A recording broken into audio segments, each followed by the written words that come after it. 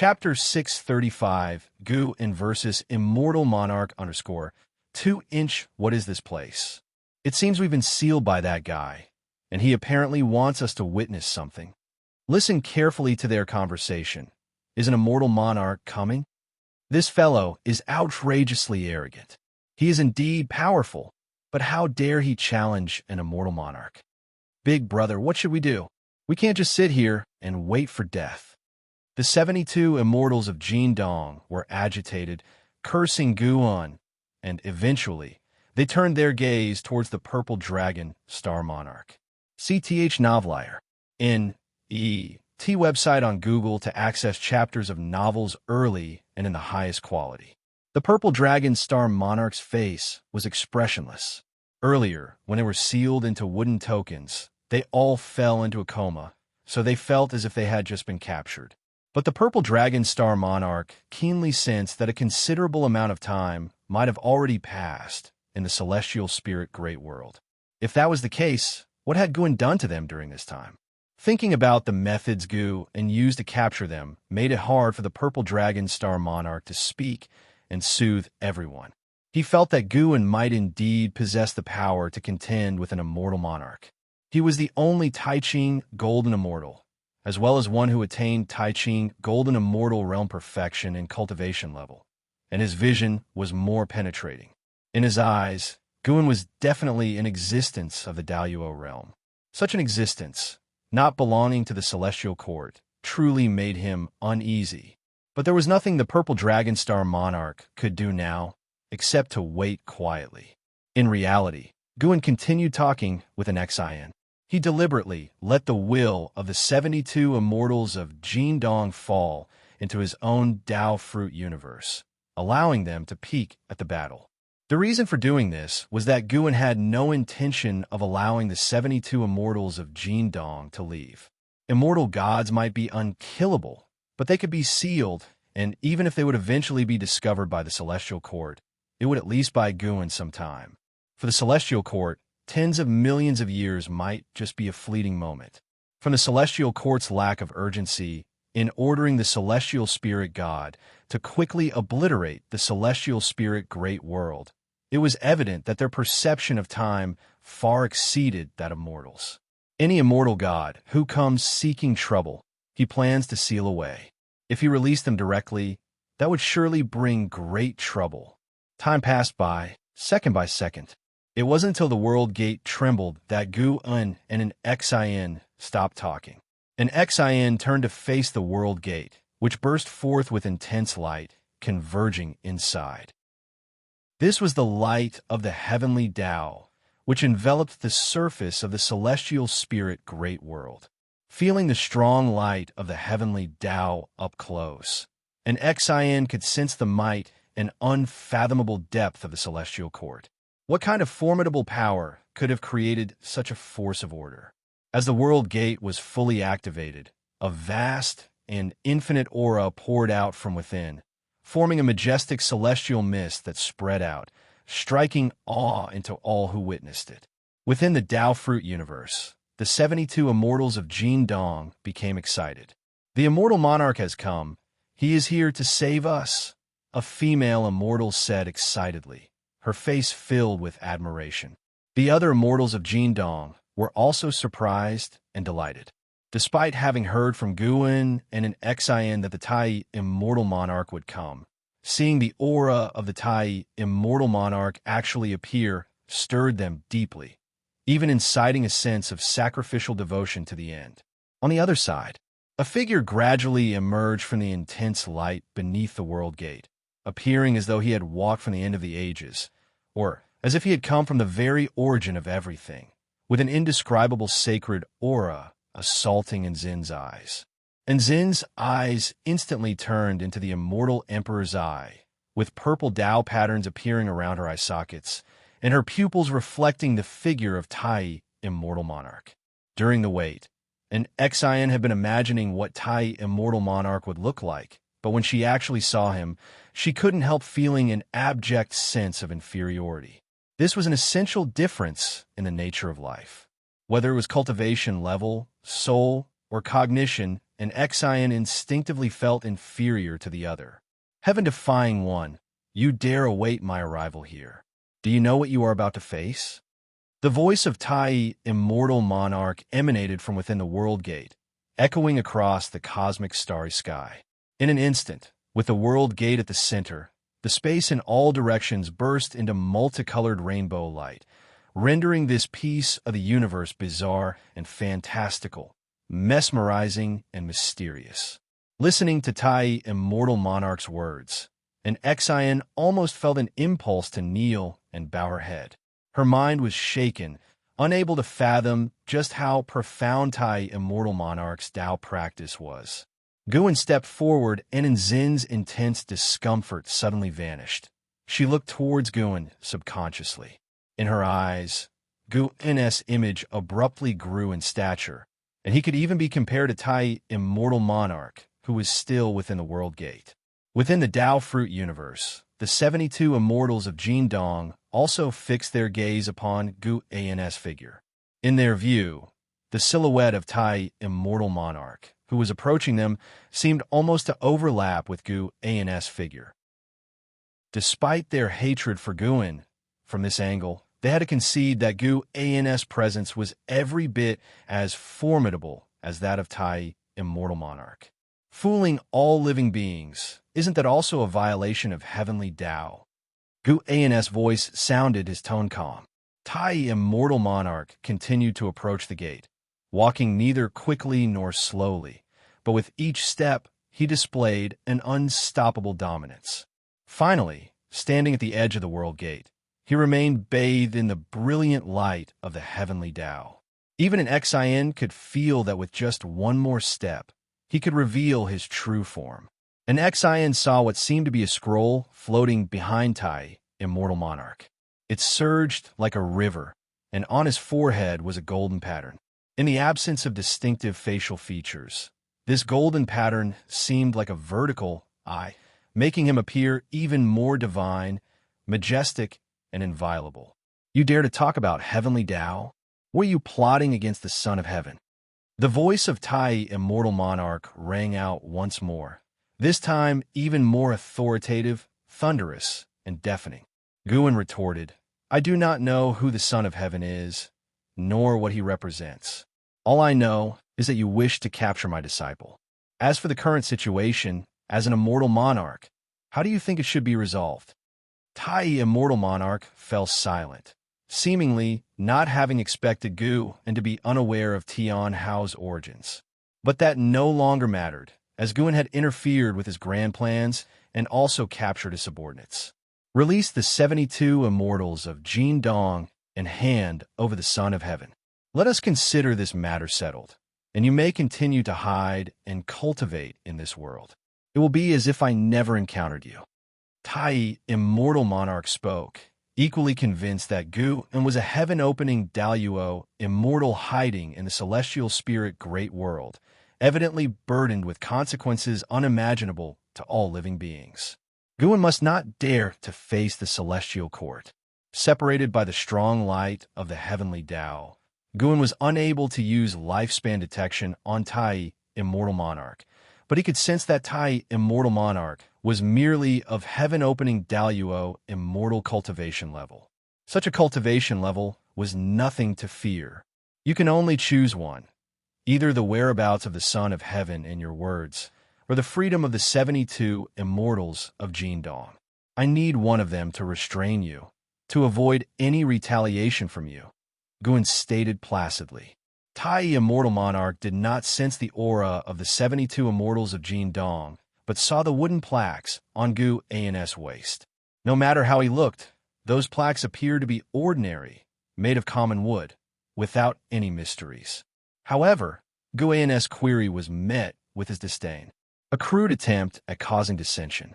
Do you really think you can trap the 72 immortals of Jindong? Since you insist on setting conditions, then feel the power of the immortal gods. Tai, immortal monarch, huffed coldly and took a step forward. White hair fluttered out from the strong light of the heavenly Tao, followed by the true body of Tai, immortal monarch. The silver immortal ribbon concealed his eyes, and his pure white Tao robe flowed like feathers. The scroll hovering behind him was unfurling, revealing a vast expanse of heaven and earth. An aura far surpassing that of Tai Ching golden immortals erupted completely, solidifying the Tao rules of the entire celestial spirit great world. At that moment, time stood still, and everything ceased to move, save for the disciples in the Taoist field of the beginningless, who remained unaffected. However, they did not perceive the situation outside the Tao field. An Xian, standing behind Guan, felt it more profoundly. Faced with the might of Tai, immortal monarch, she couldn't help but worry for her teacher. She felt that even the misty immortal court, when faced with such a terrifying presence, would likely be destroyed. Standing before the world gate, Tai, immortal monarch, slightly lifted his chin. Even with his eyes covered, his lofty demeanor was unmistakable. Regardless, an Xian thought the pride of the immortal gods was extreme, but she also felt it to be fitting, influenced by the Tao intent of Tai, immortal monarch. It seems you are not as composed and self-assured as you appear. Have you ever pondered upon the sight of yourself kneeling before a mortal spirit? The voice of Guan rose, so very cold. Source: web novel. Com. Updated on Novlove. Com if you find any errors, ads pop up, ads redirect, broken links, non-standard content, etc. Please let us know report so we can fix it as soon as possible. Chapter 636, Celestial Emperor Bloodline. Gu's words were like the coldest sword in the world, piercing through the atmosphere of despair created by Tai, immortal monarch, instantly dissipating the impact on an Xian. In the Tao Fruit universe, the 72 immortals of Golden Cave fell Gu and was even more audacious than Tai, immortal monarch, and this arrogance left them unable to verbalize their curses. For some unknown reason, when Gu's words fell, the 72 immortals of Jin Dong all harbored the absurd thought that Tai, immortal monarch, was going to be defeated. Standing before Guan, even Tai, immortal monarch, seemed suppressed, and despite his eyes being covered by silver celestial threads, astonishment still colored his face.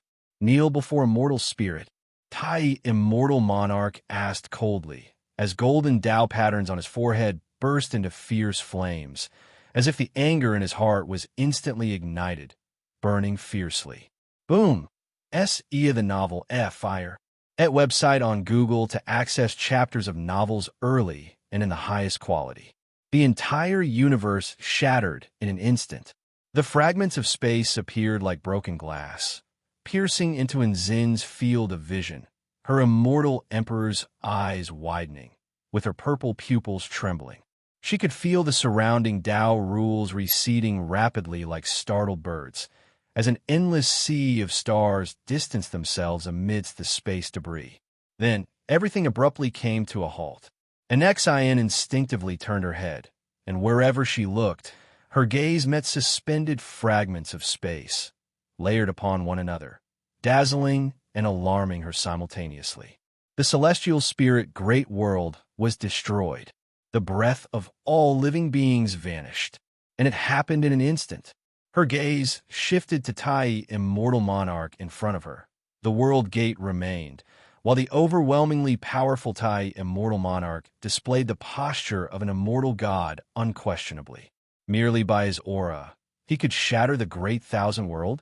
And Zin's mind went blank, as she could only stare dumbfounded at Tai, immortal monarch. The shattered universe fell into silence, and the strong light of the heavenly Tao within the world gate also disappeared, appearing cautious and gloomy. Just then, she saw a pair of purple eyes emerging from the world gate behind Tai, immortal monarch. That is, Nzin's eyes widened. She recognized in a glance that those are the immortal emperor's eyes. Her master's immortal emperor's eyes. Standing behind Guan, she couldn't see his face, and with her divine sense suppressed by Tai, immortal monarch's aura, she was intensely curious about her master's demeanor exhibiting the immortal emperor's eyes. What she was curious about was the very thing Tai, immortal monarch, feared. Tai, Immortal Monarch, stared at the purple light in Gu An's eyes, gritting his teeth. Immortal Emperor's eyes. No wonder you have the confidence to contend with the Celestial Court. He stood still, not because he was stunned, but because he was suppressed by Gu An's Immortal Emperor's eyes. The capability of Gu An's Immortal Emperor's eyes was not just about reversing the past and altering truth. It also possessed tremendous power. Furthermore, with a higher realm than Tai, Immortal Monarch, suppressing him was as easy as flipping his hand. The reason he allowed Tai, Immortal Monarch, to show his might was to let an Xian truly feel the strength of immortal gods, as well as her own weakness.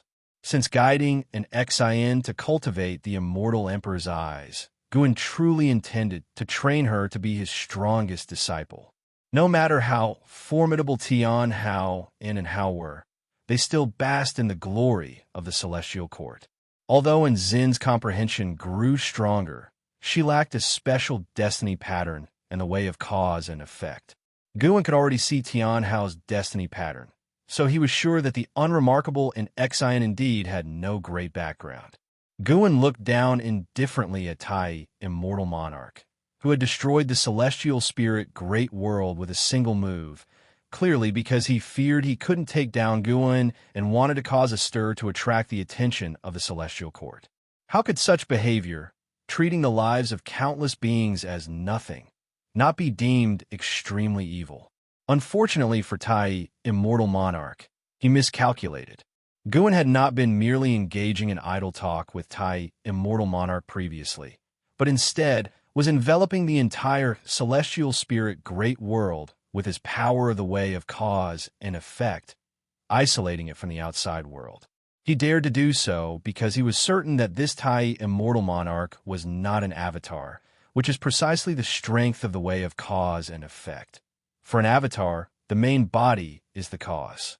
Guan did not answer Tai, Immortal Monarch. In the shattered void all around, his Immortal Emperor's eye kept appearing, varying in sizes, densely packed, and filled with a sense of oppression. An Xian looked up and couldn't count the number of Immortal Emperor's eyes. At this moment, she felt that her own Immortal Emperor's eye was weak, uncertain if she could ever reach her master's realm in this life. Inside the Tao Fruit universe, the 72 immortals of the Golden Cave had not seen the Immortal Emperor's eye. In their field of vision, the universe only appeared shattered, while their Lord Tai, Immortal Monarch, fell into a bizarre stillness. As immortals, they naturally could tell that Tai, Immortal Monarch, was engaged in some kind of standoff with Guan. After shattering the celestial spirit Great World, it was impossible for Tai, Immortal Monarch, to simply stop, which means it is very likely that Tai, Immortal Monarch, is being suppressed. Looking again at the cosmic debris around the battlefield, the hearts of the 72 immortals of the Golden Cave couldn't help but feel a chilling dread. Purple Dragon Star Monarch furrowed his brows tightly. He was surprised and even angered by Tai, Immortal Monarch's actions to destroy the celestial spirit Great World. How could the immortal gods recklessly destroy the Great Thousand World? After the Great Thousand World was reconstructed, the Celestial Court had clearly abolished the Order of Destruction. Even if the Destruction Order were still in place, it was supposed to be the God of Destruction who ends it, and not even beings with higher ranks than immortal positions should act recklessly. For the so-called Son of Heaven, should the Immortal Monarchs go to such lengths? Purple Dragon Star Monarch's mind was in turmoil. He was loyal to Tai, Immortal Monarch, but in his heart, the Celestial Court held a higher place than Tai, Immortal Monarch. He supported Tai, Immortal Monarch, in siding with the Son of Heaven, but Tai, Immortal Monarch's actions made him feel that there were other schemes behind it. The Son of Heaven was reincarnated into the celestial spirit Great World. Even if Tai, Immortal Monarch, succeeded, how would a Son of Heaven who had developed feelings for the celestial spirit Great World view Tai, Immortal Monarch? He did not believe that Tai, Immortal Monarch, had not considered this point. If so, there was only one possibility. Are you actually eyeing the Celestial Emperor bloodline? Purple Dragon Star Monarch's eyes revealed a color of shock. as an uncontrollable rage surged from the bottom of his heart, followed by a change in his gaze. Anger turned into disbelief. What did he see? Not only Purple Dragon Star Monarch, but other Golden Cave Immortals also changed their countenance drastically, some even staring dumbfoundedly. Yet not a single one of the Golden Cave Immortals broke the silence. All shocked, they gazed at the screen in front of them.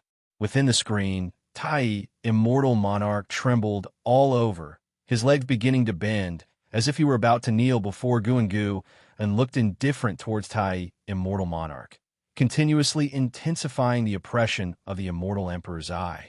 He could make Tai, Immortal Monarch, kneel instantly, but he didn't do so.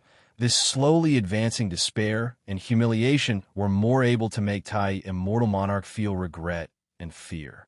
Even if he couldn't annihilate Tai, Immortal Monarch, completely, Gu still intended to leave behind an indelible fear.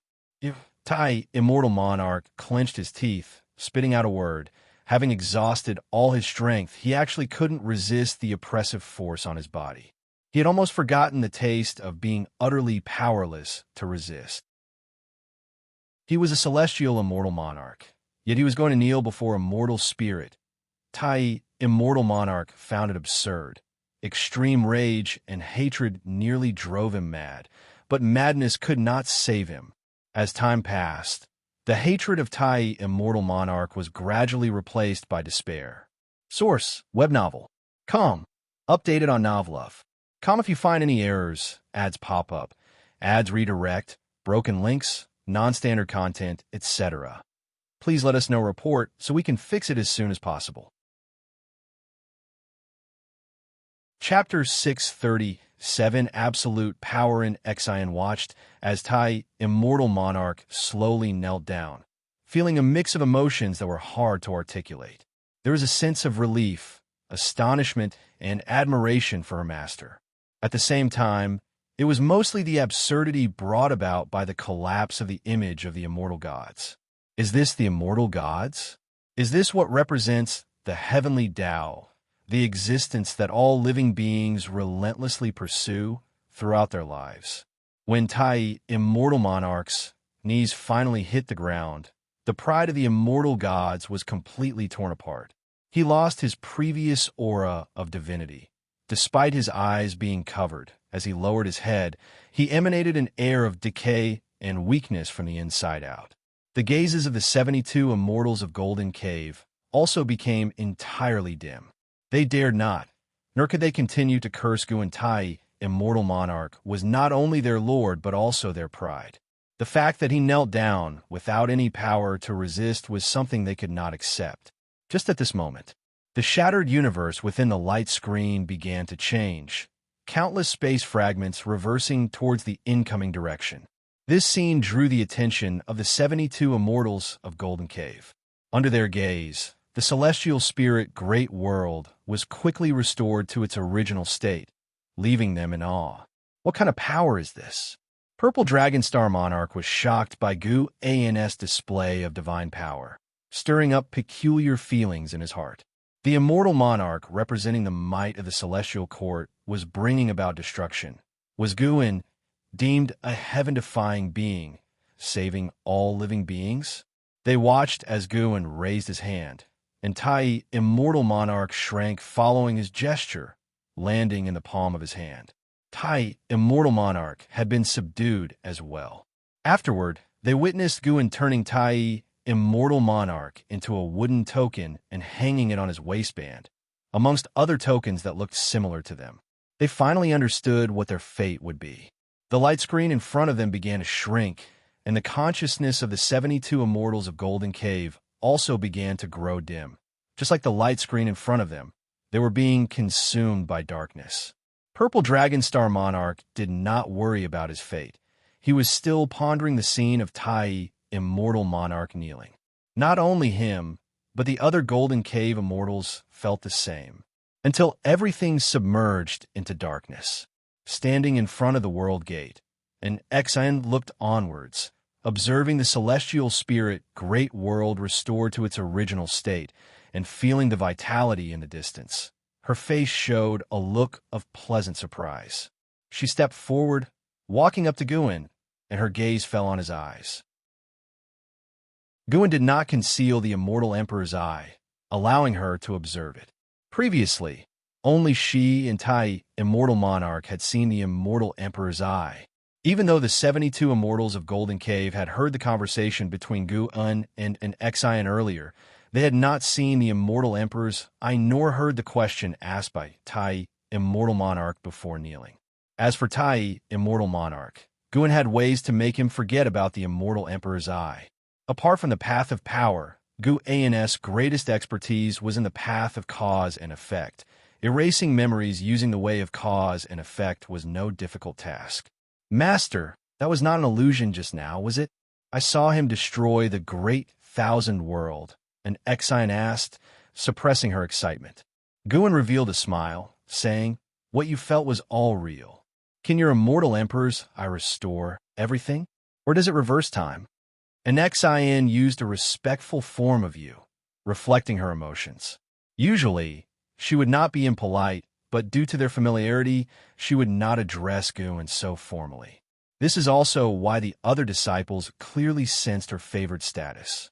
Guin did not conceal anything and replied, my Immortal Emperor's eye can make what has vanished reappear and turn the existent into nothingness. He was also not afraid that an Xian would later reveal the mysteries of his Immortal Emperor's eye. His reliance was never on the Immortal Emperor's eye. He simply preferred to use it at the current stage. Moreover, he could enhance his Immortal Emperor's eye through the evolution of his lifespan. The Immortal Emperor's eye had already been integrated into his attribute panel. As long as he could see the entries, he could enhance it endlessly. And Zin's eyes widened with amazement as she exclaimed, that sounds so domineering. Isn't this absolute power over life and death? Her own Immortal Emperor's eye had infinite uses, capable of devouring power and also borrowing the power from the past and future, but essentially, it relied entirely on borrowing. Compared to her master's Immortal Emperor's eye divine power, it seemed fancy, but was not as impressive. Master, compared to your Immortal Emperor's eye, mine is too weak, after the excitement, and Xian felt somewhat dejected, thinking she had disgraced the Immortal Emperor's eye. Guin raised his hand and rubbed her head, smiling. How powerful the Immortal Emperor's eye is depends on your cultivation level. One day, you will surpass the strength of the Immortal Emperor's eye I displayed just now. And Xian was comforted, thinking to herself that her master was truly confident, believing that he could still become stronger. If her master stood so high and was still actively getting stronger, how could she wallow in self-pity? Guin, hearing her inner thoughts, was pleased. Indeed, she was the disciple he valued the most, always pondering her master's words. Sir, the Oval Fire. At website on Google to access chapters of novels early and in the highest quality. Guin turned around, and with a sweep of his right hand along his belt, the wooden plaque transformed by Tai, Immortal Monarch, emitted a sphere of light that quickly flew into the depths of the cosmos. What is that? An Xian asked curiously. Guin replied, immortal gods cannot be completely annihilated but only suppressed. However, I can make him suffer through the torment of reincarnation to let him experience the feeling of reverse status. From the moment Tai, Immortal Monarch, destroyed the celestial spirit Great World, Guin dismissed the possibility that Tai, Immortal Monarch, would treat Xianxia well. Destroying the celestial spirit Great World might be a way to leave a backhand, to attract the attention of the celestial court, but there is also the possibility of erasing cause and effect, preventing other entities from tracking down where Xianxia went. One may act differently based on different standpoints, but Tai, Immortal Monarch, had no justifiable reason to destroy the celestial spirit Great World, yet he did it anyway, which displeased Guin. Although the profound star Immortal Monarch presented a facade of righteousness, the followers of the golden extreme God sent by the profound star Immortal Monarch indeed have spread opportunities widely in the human world. As for arranging for the innate human race to cause disasters, this has similarities with the tribulations of heaven and earth. Guin, though not pleased, could not entirely deny it. Why can't immortal gods be eradicated? An Xian asked, perplexed, her tone filled with indignation. Why should such entities be able to become immortal gods? Guan laughed and said, there are not so many whys. There must be a force stronger than us supporting them. Become stronger, and you can change the things you cannot currently change. An Xian smiled and nodded vigorously. Afterward, Guan led her toward the celestial spirit great world. There should be a long period of peace coming next. Guan was contemplating whether he should enhance his Taoist techniques to increase his combat strength before attempting to cross the tribulation during his next breakthrough. He had already reached the second great realm of the Daoyuo, Dao Fruit realm. Based on the previous realms, the next one would be the final layer of the Daoyuo Dao Fruit, which will undoubtedly be difficult to break through. While thinking, Guan responded to Nzin's many curiosities about the previous battle. Although the battle had astonished an Xian, she completely failed to understand it. She did not know how Tai, Immortal Monarch, shattered the celestial spirit great world, nor how Guan pressured Tai, Immortal Monarch, into kneeling. What she was most curious about was Guan's divine power that turned people into little wooden plaques. That was not a simple transformation in the typical sense. She probed with her divine sense and found that those wooden plaques seemed to be made of common wood, showing no trace of anything unusual within. Source: web novel. Com. Updated on Novlove. Com if you find any errors, ads pop up, ads redirect, broken links, non-standard content, etc. Please let us know report so we can fix it as soon as possible. Chapter 638. The struggle of the celestial army within the vastness of the world. An endless army of silver-armored celestial soldiers is besieging a terrifying figure far larger than any mountain in the human world. This figure, resembling a demon turtle, is coiled in a terrifying demonic chi, with more than 10 flood dragons rampaging within it. And upon closer inspection, it becomes clear that these flood dragons are the turtle's tails. The demon turtle is so colossal that the figures besieging it appear as tiny as dust. A mere twitch from it could cause a catastrophic tremor, shaking the heavens and the earth.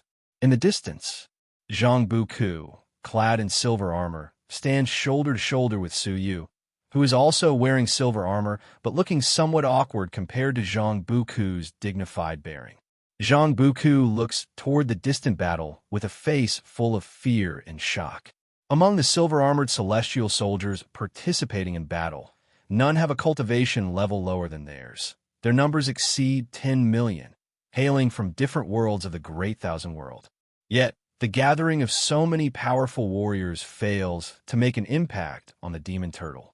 This is a chaos evil demon.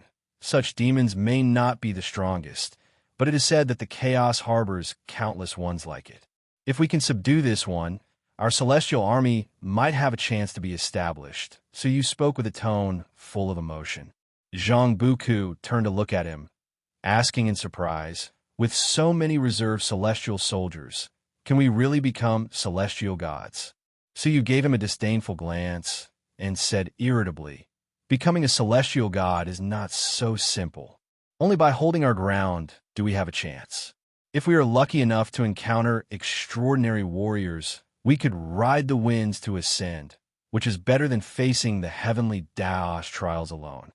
After hearing this, Zhang Buku once again shifted his gaze towards the distant chaos evil demon. Taking a deep breath, he leaped and joined the battle, with Suyu not lingering and following closely behind. As far as the eye can see, figures from all directions are still relentlessly charging toward the chaos evil demon. And there are always those who fall, with the vast earth strewn with blood and dismembered limbs. All those participating in this battle are either the top talents or the most powerful from various worlds. Yet, in the presence of the chaos evil demon, they seem as insignificant as insects, their spells and divine skills not even capable of dispersing the demonic chi surrounding it. At the same time, atop layers of clouds, a formidable figure overlooks it all, donned in the oppressive silver armor of the celestial court. Behind him stand two immortal gods in robes, looking down indifferently at the battle below. As immortal gods, they have witnessed countless such battles, and they do not sympathize with the fallen, for anyone who has come here has done so with resolution, and even in death, they harbor no regrets. The celestial calming god slowly said, "This batch of the celestial army doesn't have many with great potential. Even if they survive this ordeal, few are likely to achieve greatness." The two immortal gods behind him silently nodded, each holding a jade disc in one hand and their other hands swiftly moving as though writing something. The news that Tai, immortal monarch, had been suppressed by Gu and did not spread, at least in the celestial spirit great world. Except for Guin and an Xian, no one knew that Tai, immortal monarch, had been there. And after Tai, immortal monarch's soul was cast into reincarnation, the celestial spirit great world also did not experience any significant upheavals. It wasn't until the celestial spirit god stepped out from the world gate that he stood before it, sensing something faintly, and looked at the celestial spirit great world with shock in his eyes. He could feel a trace of presence left by Tai, immortal monarch. Tai, immortal monarch, had been here, but nothing had happened to the celestial spirit great world. What did that indicate? Search * the novel fire. Net website on Google to access chapters of novels early and in the highest quality. His reverence for Guin deepened. He had guessed that Guin possessed the great power to contend with Tai, immortal monarch, but he had not thought that this battle would end in silence. What did that indicate? There could be a vast disparity between Tai, immortal monarch, and Guin. The celestial spirit god took a deep breath, a smile appearing on his face as he felt everything was heading in a favorable direction. He returned to his previous spot and sat down to continue his cultivation. Sending Tian out of the misty immortal court, he too was deeply moved. After many years, the misty immortal court remained unfathomable, and his close friend had already surpassed him, filling him with a fighting spirit. To know, his talents had been acknowledged by the celestial court. Before becoming the celestial spirit god, his life was filled with nothing but cheers and praises. As the celestial spirit god closed his eyes, the gears of time in the human world began to speed up. A year passes as if a day. In the blink of an eye, another 10,000 years have passed. The human world has changed beyond recognition, and countless living beings have come and gone, yet the faces governing heaven and earth haven't changed much. This year, as spring ended, Guin stood at the mountaintop, facing the wind as he stood upright. An hour earlier, he had used the lifespan projection feature, hoping to enhance his path of power. To him now, spending 1 trillion years of his lifespan wasn't too painful. After the consumption, he still had over 14 trillion years left. As the projection ended, a prompt appeared before his eyes, and he couldn't help but close his eyes to start feeling the insights of the path of power. The spiritual energy between heaven and earth suddenly halted, and the Tao rules began to change, causing the creatures on this land to feel suppressed. This time, Guin didn't pass on his Tao insights within a dojo. Instead, he deliberately chose a continent with a less advanced immortal cultivation atmosphere for the transfer of his insights. As Guin pursued enlightenment, the power of the great Tao began to pour into this mainland. Countless cultivators felt uneasy due to the change in nature's spiritual energy, but before long, they felt an inexplicable sense that made them subconsciously review the cultivation techniques they've mastered. Soon, this continent fell into silence as the influence of Gu-An's pursuit of enlightenment continued to expand, reaching out towards the oceans and other continents. After a long while, Gu-An's enlightenment came to an end, and he opened his eyes, then disappeared from the spot. After his departure, silhouettes streaked across the sky. These people carried the aura of saints, like enlightened ascetics, observing the mountains and rivers along the way as if in search of something. Guin arrived in a city of the human world in one step. It was a mortal city with only a few cultivators who kept their cultivation levels hidden, unknown to others. He entered a bookshop and started to peruse the collection. His thoughts drifted to Zhang Buku of the Tai's great world. Zhang Buku had suddenly disappeared for a few thousand years, and even Guan could not divine his karma. Guan speculated it was related to the Celestial Court. Fortunately, Zhang Buku later returned unharmed to the Tai's great world, so Guan did not think too much about it. Whenever Zhang Buku and Su Yu mentioned the Celestial Court, Guan could not hear nor deduce anything. Perhaps this was why the Celestial Court was so mysterious. Even reaching the Dao fruit realm, one cannot pry into the Celestial Court's karma.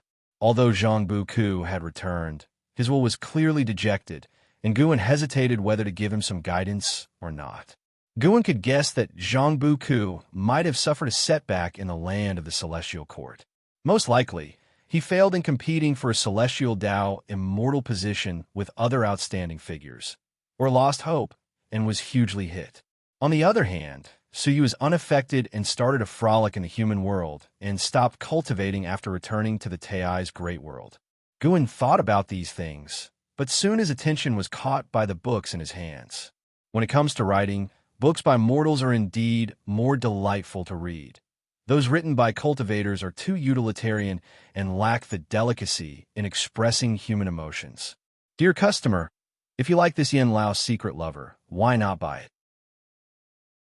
If you purchase the whole set, it'll even include original character illustrations drawn by the author. The bookkeeper approached enthusiastically.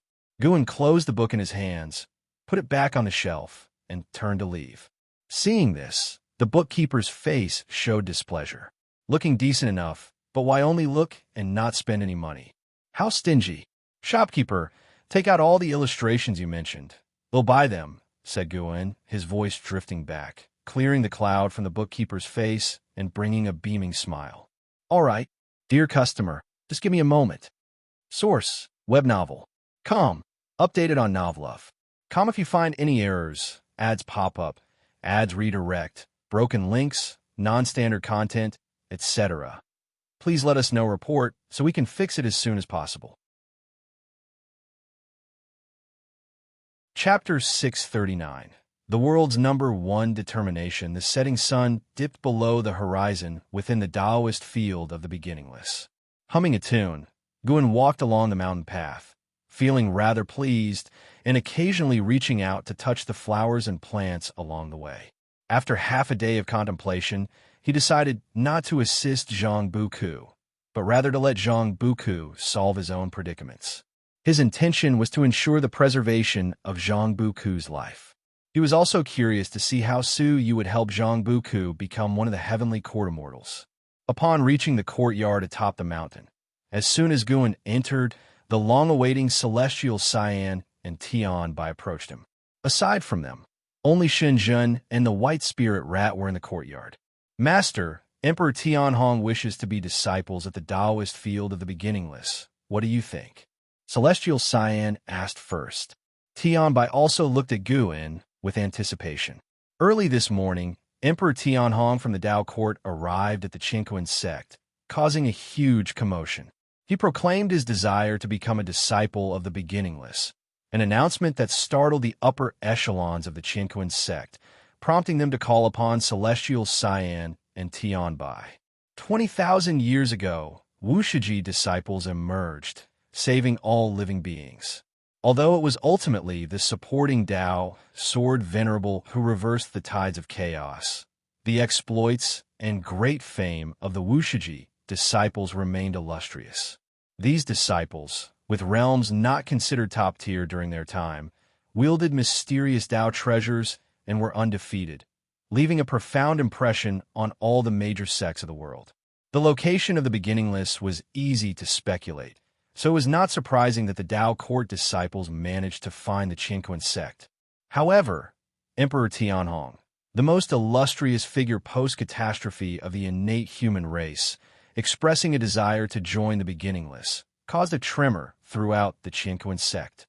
The Qinquan sect was itself established with the support of the beginningless, so they held it in good esteem, feeling that if a personage like Emperor Tianhong were to switch his allegiance to the beginningless, it would bode well for them, perhaps even securing him as a connection for their future. Guan replied offhandedly, "Do not accept him, and also inform everyone under the heavens that the beginningless does not recruit disciples. Those fated will join the beginningless naturally." Even if Emperor Tianhong were not a pawn of the Tai immortal monarch, he still would not accept him. He only takes disciples based on a connection of fate. As for talent, it is secondary. The world is vast, brimming with countless geniuses. Though the blood prison great saint is currently the undisputed top disciple in the dojo, there are many across the world whose talent surpasses his. In this new era, every so often, an extraordinary genius carrying the destiny of heaven and earth is born, and ordinary humans with lifespans reaching the limit of 9,999 years can be found everywhere. On his occasional travels, Guan has encountered such individuals with the ultimate lifespan, merely giving them a second glance without the inclination to take disciples. Master, Emperor Tianhong's fame is unparalleled, and with Tian Hao gone, no one in the world can compare to him. If we accept him, it will surely enhance the renown of our beginningless. If you do not wish to teach him personally, you can let us accept him as disciples, Celestial Cyan continued, having encountered increasingly more fame and fortune since managing Qingquan's sect on behalf of an exile, which also caused a shift in their thoughts. They wanted the beginningless to be renowned across the world, to become the preeminent Holy Land. They believed that with Gu in, the beginningless was incomparable to any Dao court. Circling around them, Guan walked towards his own room, while saying, "I do not seek fame. If you wish to chase after vanity, you are free to go out and establish your own sect in the future." Hearing this, Celestial Cyan and Tian Bai looked at each other. They dared not persuade Guan any further. In front of the artifact refining cauldron, Xianxia glanced at them and shook her head slightly, but said nothing. Even the disciples within the Taoist field of the beginningless were starting to pursue fame and fortune. It seemed the world was likely to become embroiled in conflict once again. Thinking this, Xianxia, who has long contemplated the path of cause and effect, gained deeper insights into the movement of destiny in the world. The world has been reshaped for nearly 100,000 years. Besides the earlier calamities wrought by the innate human race in the human world, a peaceful backdrop has always prevailed. However, human hearts are restless, and disputes will inevitably arise. But even if chaos engulfs the world, what concern is it of hers? Xianxia withdrew her thoughts and continued her contemplation of the great Tao. After staying in place for a while, Celestial Cyan and Tian Bai went to the Qingquan sect to reject Emperor Tianhong. They waited until night fell. The two women returned. Walking through the forest, they stopped before a stream. Celestial Cyan turned her head, her peripheral vision glancing back, and said, "Please return. Further ahead is unauthorized entry into Wuxia." A figure emerged from the deep woods, an attractive man dressed in blue with an extraordinary demeanor, unable to hide the pride between his eyebrows. He was none other than the current first pride of Dao Court, Emperor Tianhong. Emperor Tianhong looked at the two women and said, "I will not force my way into Wuxia. I just want to prove my determination to the supporting Dao Sword Venerable." Celestial Cyan and Tian Bai crossed the stream, and then turned to face Emperor Tianhong. Emperor Tianhong approached the stream, lifted his robe, and knelt on the spot. Seeing this, a glimmer of joy passed through the eyes of the two women. Although they had refused Emperor Tianhong, deep down they still hoped that Wuxia could have such an exceptional talent like him, so that the name of Wuxia would become even more widespread. They did not dare to defy Guan, and could only hope that Emperor Tianhong could sway Guan with his own efforts. Tian Bai warned, "If you cross this river without permission, you may not only forfeit your chance of entering Wuxia, but also face irrecoverable doom." Emperor Tianhong, kneeling before the river, puffed out his chest and raised his head, his expression resolute. Despite no reply, he had already revealed his determination. Celestial Cyan and Tian Bai turned and left, disappearing into the night. Beneath the night sky, The mountains and forests were tranquil, with occasional insects chirping, calming Emperor Tianhong's heart. Even though he was currently regarded as the foremost prodigy in the world, Emperor Tianhong felt no humiliation, as this was his choice. Memories from thousands of years ago surfaced in his mind. He had wandered the world, visiting a place known as the Taitsong continent. Hearing that the supreme sect had once been blessed by an immortal, he went there to explore. It was not until he stepped onto the heaven-repairing platform and grasped the axe that he knew. After a brief moment of astonishment, he firmed up a thought in his mind. He must acquire this legacy. Unable to lift the heaven-splitting axe, he could only pursue the supporting Dao Sword Venerable. He returned to the Dao court and, using the court's power, eventually discovered that the Venerable was hidden within the Nine-Spirit continent. Sir, the novel Fire. Net * website on Google to access chapters of novels early and in the highest quality. To break away from the Dao court, he did not immediately head to the Nine-Spirit continent. Instead, he spent thousands of years fervently completing Dao court tasks as his reply to the Dao court. His will also attracted the attention of the master of the Dao court, Yuan Songzi, who, after understanding his determination, also expressed support. Yuan Songzi knew better than Emperor Tianhong the strength of the supporting Dao Sword Venerable. In Yuan Songzi's eyes, following the Venerable for cultivation, Emperor Tianhong would be able to display even greater talent and truly surpass Tianhao. With the support of his sect, Emperor Tianhong felt lighter about this journey. He had anticipated hitting a wall, so he was not in a hurry. For him now, waiting was blissful, his heart filled with endless anticipation. He was delighted throughout this entire night. Days passed by. Celestial Cyan, Tian Bai, and White Spirit Rat occasionally passed by him, but he remained unmoved, kneeling before the river. After kneeling for 10 years, his state of mind was still without ripples. However, when he had knelt for hundreds of years and still had not seen the supporting Dao Sword Venerable, a sense of panic finally began to emerge in his heart. He had abandoned everything and came with determination. If he couldn't enter as a disciple under the supporting Dao Sword Venerable, how would he face the Dao court? How would he establish himself in this world? A myriad of thoughts began to invade Emperor Tianhong's mind, his hands clenching his knees, exerting a slight force. Source: Web Novel. Com. Updated on Novlove. Com if you find any errors, ads pop up, ads redirect, broken links, non-standard content, etc. Please let us know report so we can fix it as soon as possible. Chapter 640. Kneeling for 10,000 years. Emperor Tianhong's heart was in turmoil. Although everything in his eyes had not changed with the passage of 100 years, he felt a tremendous malice. He couldn't imagine the situation he would face returning to the Dao court after failing to become a disciple, let alone the Dao court. When he came to the Qingquan sect, how many disciples of the Qingquan sect watched him? The more he thought about it, the more panicked he became, even developing a sense of rage in his heart. This anger was so confused, even he couldn't tell whom it was directed at. Hate the supporting Dao Sword Venerable?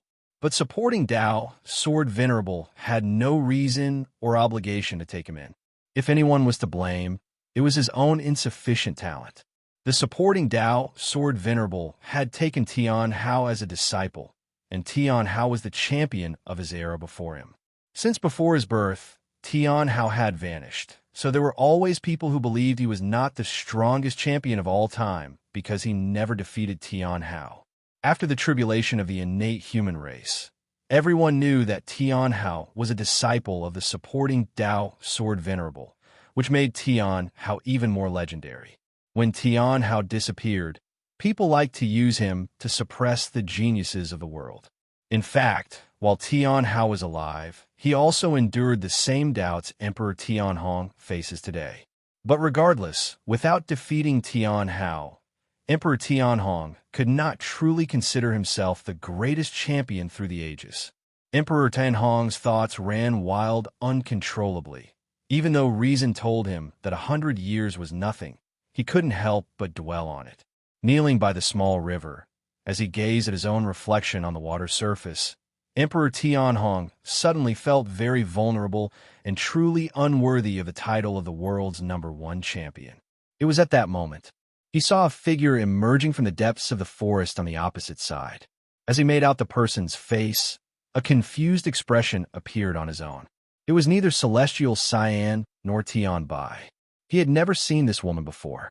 The newcomer was an Xian. An Xian, in her cyan dress with delicate makeup, had cool and distant eyes and brows, resembling a fairy living reclusively in the mountains.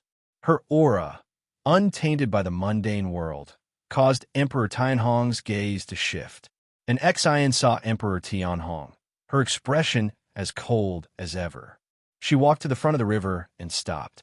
Her gaze landed on Emperor Tianhong, her eyes without a ripple of emotion.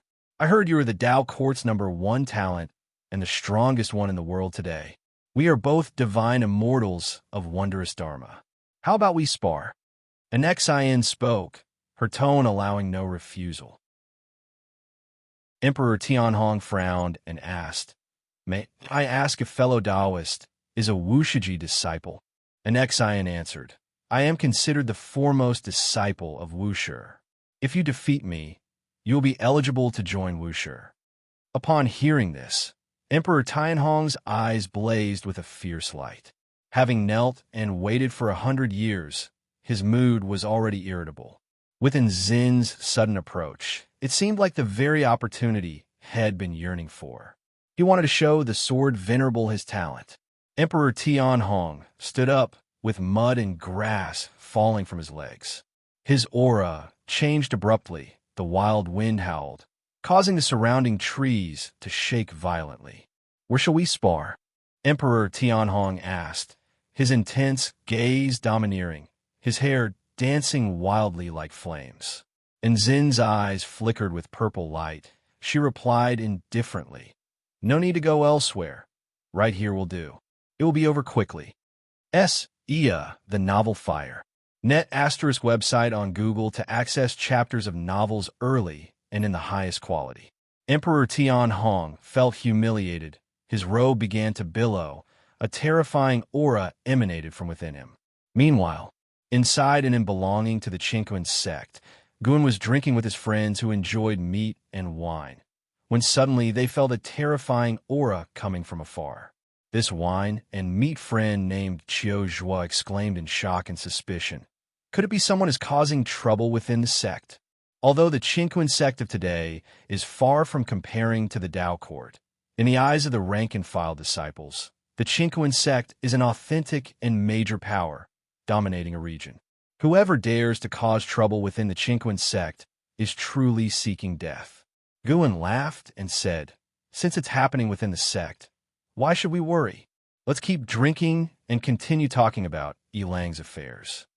Yilang, the offspring of the sect hierarch Yi Qingshan, may not be considered outstanding in terms of talent within the Yi family, but with his free-spirited and unrestrained character, he always manages to do things that become the subject of much gossip.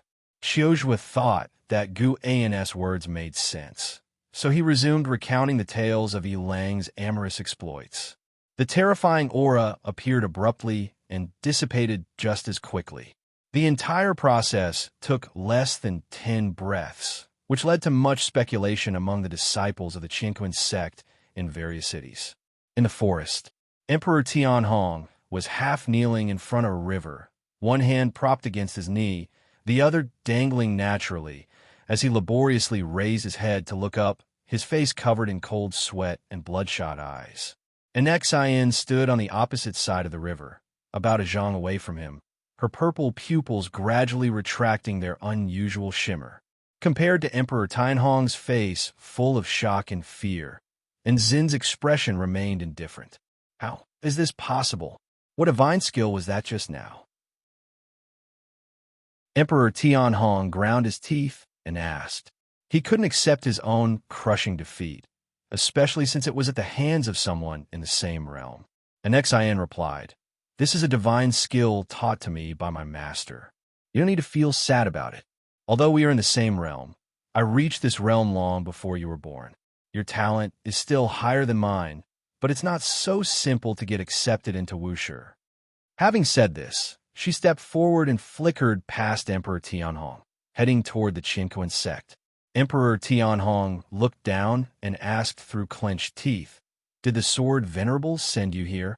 He doesn't have that kind of leisure time. I just sense that your Tao heart was wavering. It's only been a century, yet you can't hold on, which disappoints those in the dojo who have expectations for you. However, retreating is also not a problem. There are many paths in the world, and you don't necessarily have to enter Wuxia. And Xian didn't stop her steps, her figure gradually disappearing into the distance. Upon hearing this, Emperor Tianhong's pupils dilated, and a color of shame surged in his heart. Indeed, it's only been a century. What is a century to cultivators? Memories of the previous battle flashed through Emperor Tianhong's mind, and his eyes became fervent. Being such formidable Wuxia disciples serves to prove the profound heritage of Wuxia. Even if it takes 1,000 years or 10,000 years, he must enter Wuxia. Emperor Tianhong straightened his spine and knelt once more.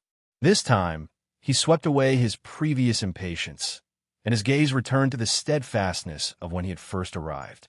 A gentle breeze passed by, lifting the hair beside his ears. Amidst the sound of the wind, he seemed to hear the supporting Tao, Sword Venerable, calling out to him, calling out the word disciple. Emperor Tianhong's lips curved upwards, for in Zen's strength made him long for Wuxia all the more. Years went by quickly.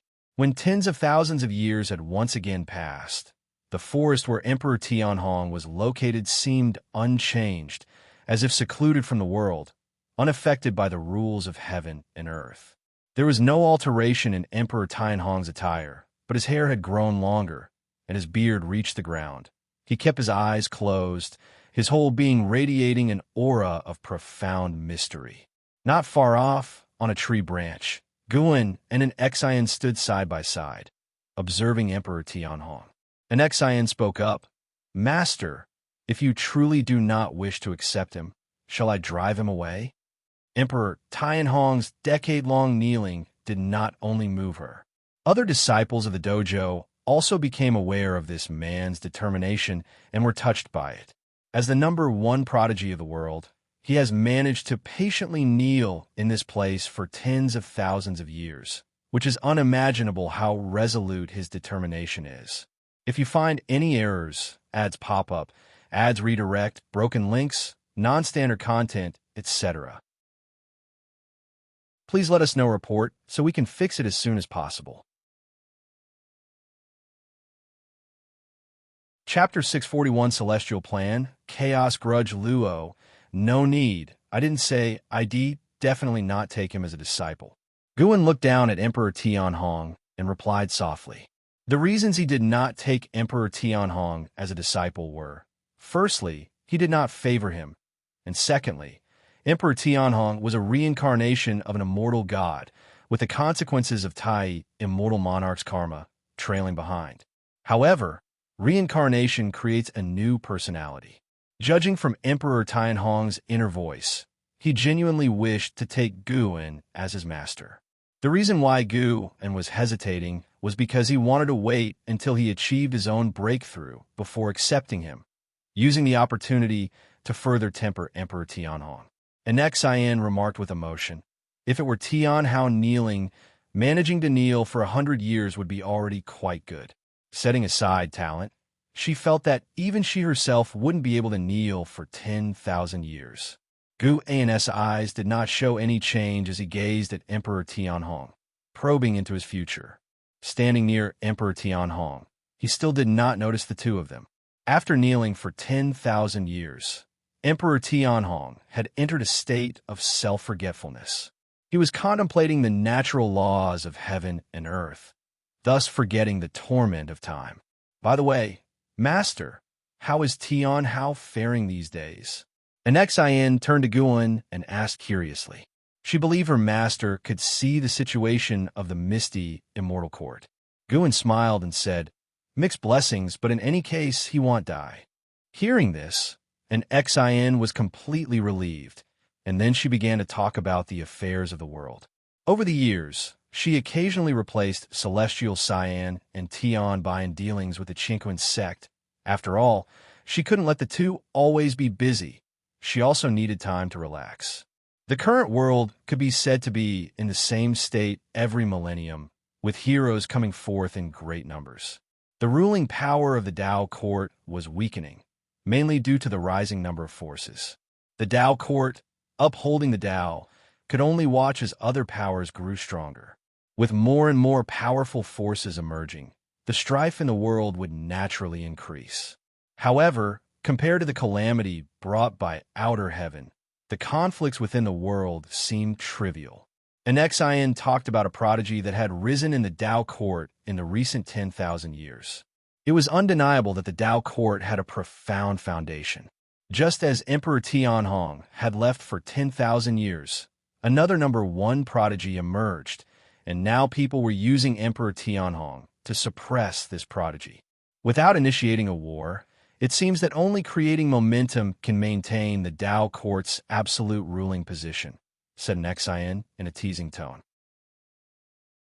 Guan did not comment on the Dao court. He had a deeper understanding of it than Xian did, as he often stayed at the Dao court to accompany Xiaolon. Xiaolon had good talent, and with the support from Guan's Dao intent, she had always been one of the top prodigies of the Dao court. However, because she disliked public attention, the title of the number one prodigy never fell upon her.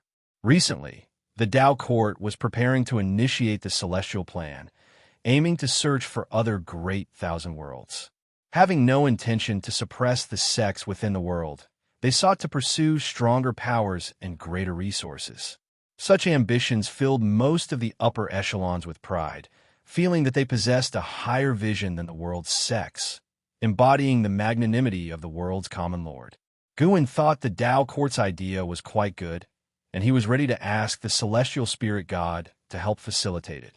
Born in the celestial spirit great world, he also wanted to see different developments from the past emerge there.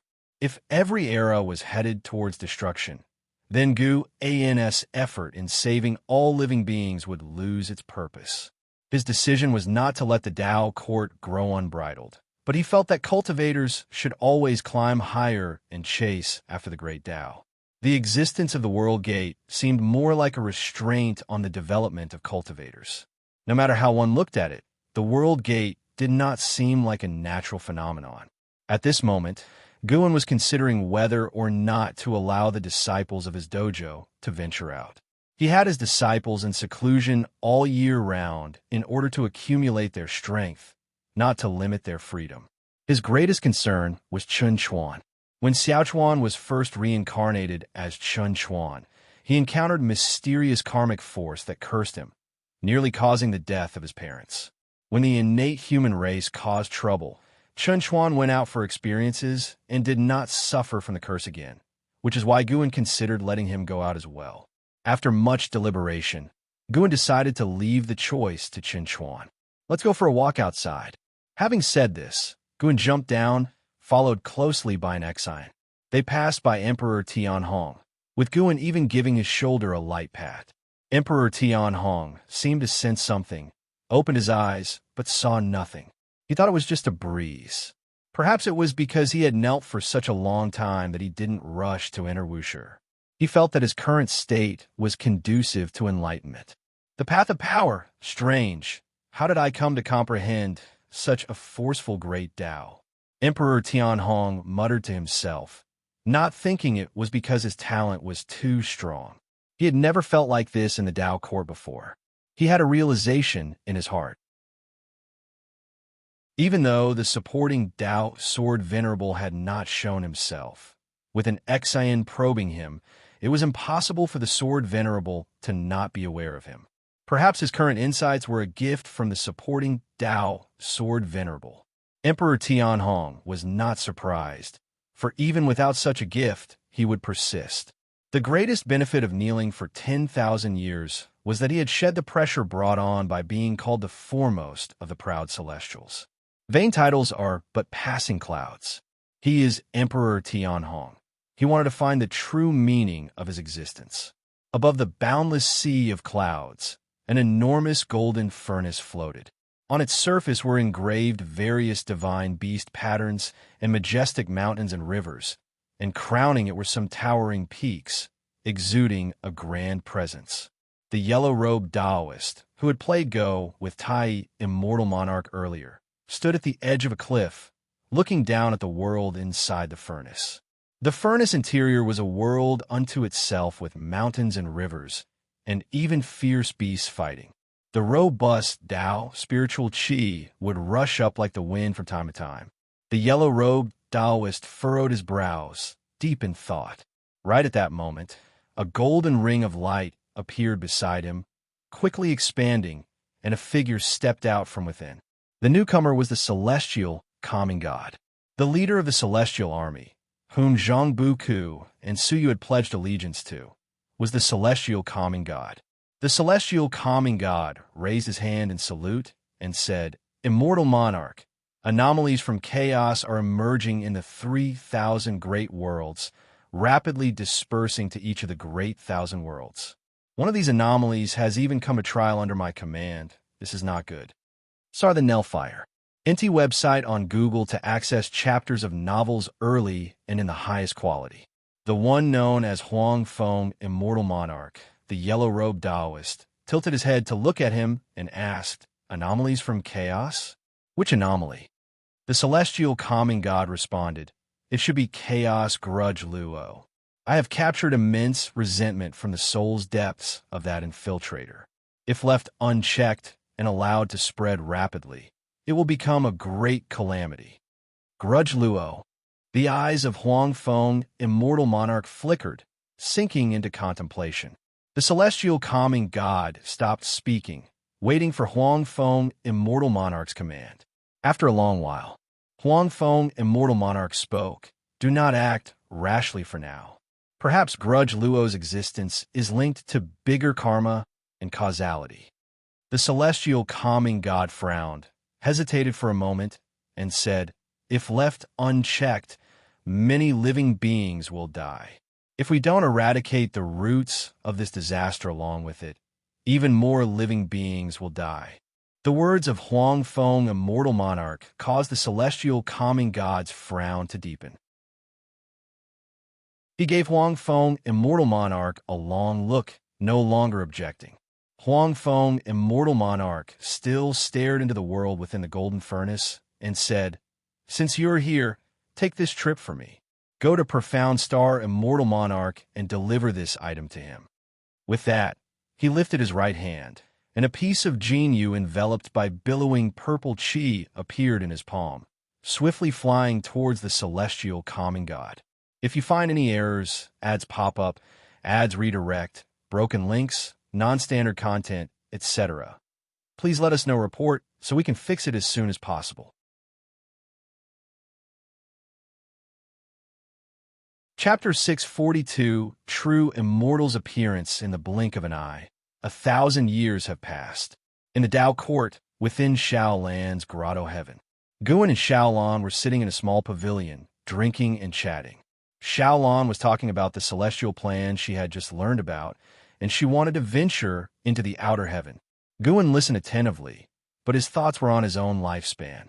His lifespan had accumulated to over 2 trillion years, and currently, he gains about 50 million years annually, even without expanding Medicine Valley.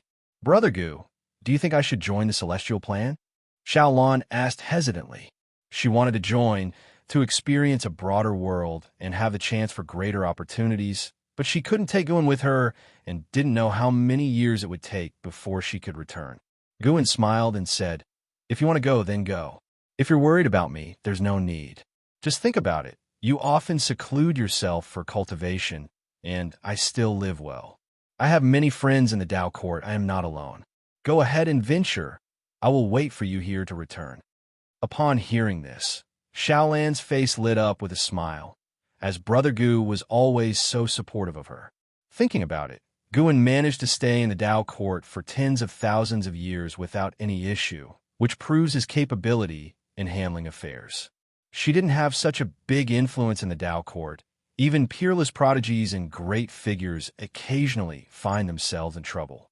Xiaolan continued, "My master also wants me to advance, to strive for the top treatment as the first prodigy in the Tao court." After Emperor Tianhong left, although the Tao court promoted another unparalleled prodigy, there's a clear gap compared to Emperor Tianhong. My master said I have a chance to take the title of the top prodigy, and she will mobilize all her connections to build momentum for me. Guan listened carefully.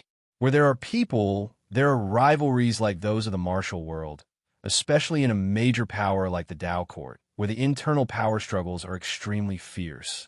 Behind each prize prodigy, there are numerous cultivators striving to support them. The number of cultivators in the Tao court is countless. Many are unknown geniuses or powerhouses. The reason for their obscurity is due to lack of promotion. Talking about Emperor Tianhong, Xiaolan sighed. I have seen Emperor Tianhong. He truly had an imposing presence, making one feel at first sight that he could make a name for himself in the world. The Tao court also treated him very well, giving him the best resources. Yet he chose to go and apprentice under the supporting Tao Sword Venerable. I heard that the supporting Tao Sword Venerable has repeatedly saved the world. Truly a true immortal of the human world, but how can Wuxia compare to the Tao court? Guan laughed. Maybe what he's pursuing is a stronger Taoist technique. Cultivation lies in the individual. Although the Wuxi's disciples are famous for a while, their cultivation level is not far superior to the contemporary talents. Mainly, they rely on the Tao treasures of the beginningless to fight, which shows the cultivation resources Wuxia can provide are not top-notch. After all, they reside hidden in a small corner of the world. Xiaolan shook her head, saying she didn't know much about the supporting Tao Sword Venerable. But in her view, the Tao court is the strongest sect. After all, she belongs to the Tao court. Guan found her questioning of Wuxia interesting and added, "Anyway, this is your opportunity. The road to immortal cultivation is extremely long, and everyone has their choices. You once made a decision that others around you didn't understand, which was to always take me with you." Xiaolan blinked and said, "That's different." During the conversation, she moved closer to Guan, tightly hugging his arm. "If something happens to Brother Gu one day, and I need to give up my cultivation, I will not hesitate. TSK, TSK, TSK. Aren't you cursing me? Hey, I'm expressing my true feelings here. Why aren't you moved? I do not hope for that day to come. I will not let you face such a choice." Guan raised his hand and wrapped it around Xiaolan's waist, speaking softly. Xiaolan feels very happy in this life, now without any worries in her heart, something Guan is pleased to see and will do his best to maintain. Unlike dealing because she was his junior sister, Guan accompanied her in person. The mature medicinal herbs could afford a delay of a month. After Xiaolan left Grotto Heaven, Guan then went to other medicine valleys to start collecting medicinal herbs. As Xiaolan began to pursue the higher great Tao of heaven and earth, Guan felt that he also needed to step up and improve the lifespan and income of each medicine valley. Xiaolan followed the Tao court and flew in the void for several years before finally arriving at the legendary World Gate. There were hundreds of people on this journey. Like her, there were 20 geniuses in total. The others were great cultivators of the Tao court, all with cultivation levels above the Zizai immortal realm. And leading them was Yuan Songzi, the master of the Tao court. Yuan Songzi performed the cloud ascending technique, carrying everyone as they flew together. CTH Nafire. At website on Google to access chapters of novels early and in the highest quality. Above the clouds, Xiaolan gazed far into the distance at the World Gate, utterly astonished by it. Even though she was a divine immortal of wondrous Dharma, she instinctively felt overwhelmed. The majestic aura of the great Tao made her breath quicken. It was not just her. The other cultivators felt the same. Except for Yuan Songzi, it was the first time for everyone else to see the World Gate. They quickly landed on the square in front of the World Gate. Yuan Songzi walked briskly forward and bowed to the celestial spirit god in front of him. Everyone's gaze fell on the celestial spirit god who was shrouded in the celestial Tao immortal light, rendering his true appearance inscrutable. Is this the true form of an immortal god? Xiaolon marveled inwardly, feeling somewhat regretful. Such a majestic celestial gate, such formidable immortal gods, and Brother Gu could not see it. Truly a great regret in life. In the human world, 99% of cultivators spend their entire lives unable to witness the form of an immortal. The celestial spirit god did not speak, but the world gate behind him began to tremble, and strong light from the heavenly Tao burst forth. Everyone pass by the celestial god in turn and pay respects. Follow me through the gate. Yuan Songzi spoke as he turned back, then walked towards the intense light inside the world gate. The others followed closely, each person's presence affecting the celestial spirit god as they approached.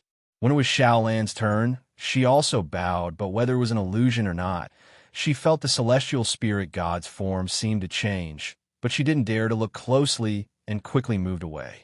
After everyone from the Tao court had vanished into the world gate, the celestial spirit god opened his eyes, the celestial Tao immortal light dispersed, and he murmured with a frown, "Strange, why did that girl make my heart flutter?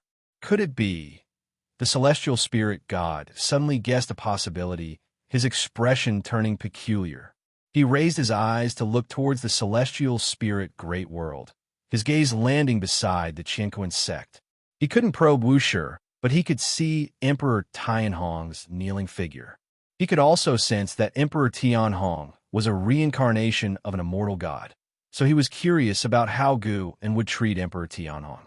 His gaze then shifted to the human world, but unfortunately, no matter how he searched, he could not find the reincarnated form of Tai, immortal monarch. And he did not know where Tai, immortal monarch, was suffering. As it happens, this is already the second immortal god to descend and suffer. Will there be more immortal gods reincarnated and suffering in the celestial spirit great world due to offending Guan? If you find any errors, ads pop up, ads redirect, broken links, non-standard content, etc., please let us know report so we can fix it as soon as possible. Chapter 643. Zhao Russian, the struggle of the Taoist Emperor the Sunlight, filtering through the gaps in the leaves, shone onto the river, creating a golden phosphorescence. Emperor Tianhong was still kneeling by the river, his beard touching the ground, knees deep in the mud, his eyes closed, his black hair spilling out. He seemed to merge with the forest, his breath natural. Thousands of years have passed since Xiaolon left, and Emperor Tianhong has been kneeling there for over 21,000 years. Footsteps approached from behind, and a man dressed in black appeared. He was handsome, with his black hair coiled up under a headpiece, a sword and a gourd hanging at his waist. He was like an unsheathed treasure sword, impossible to restrain. The legendary foremost pride of the world, Emperor Tianhong, nurtured by the Tao court to be the Taoist emperor, yet kneeling here unable to rise. It seems the supporting Tao sword venerable holds you in low regard.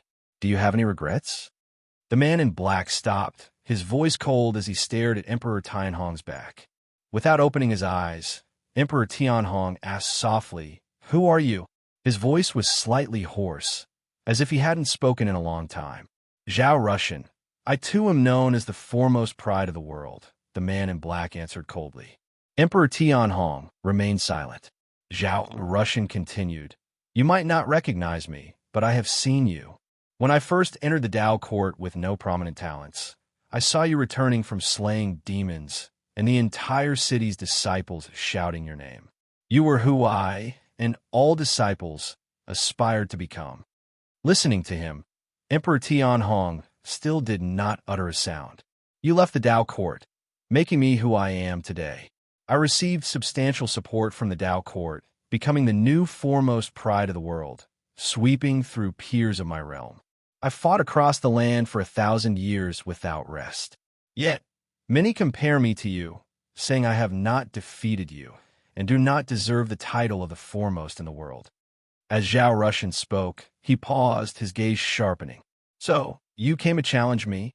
Emperor Tianhong asked, still not rising, clearly unworried about Zhao Russian launching a surprise attack.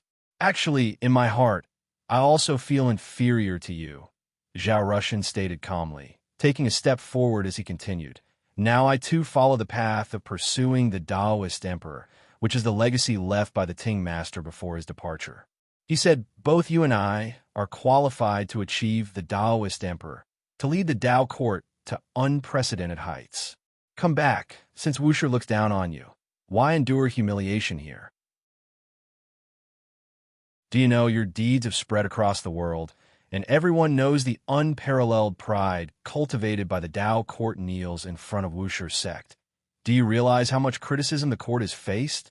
Gradually, Emperor Tanhong opened his eyes, his gaze still full of vitality, unaffected by the passage of time. "I am no longer a disciple of the Tao court. Please return," Emperor Tianhong replied softly. He looked across the river, his gaze shifting left and right, as if searching for something. Zhao Russian furrowed his brows, his right hand resting on the sword scabbard at his waist.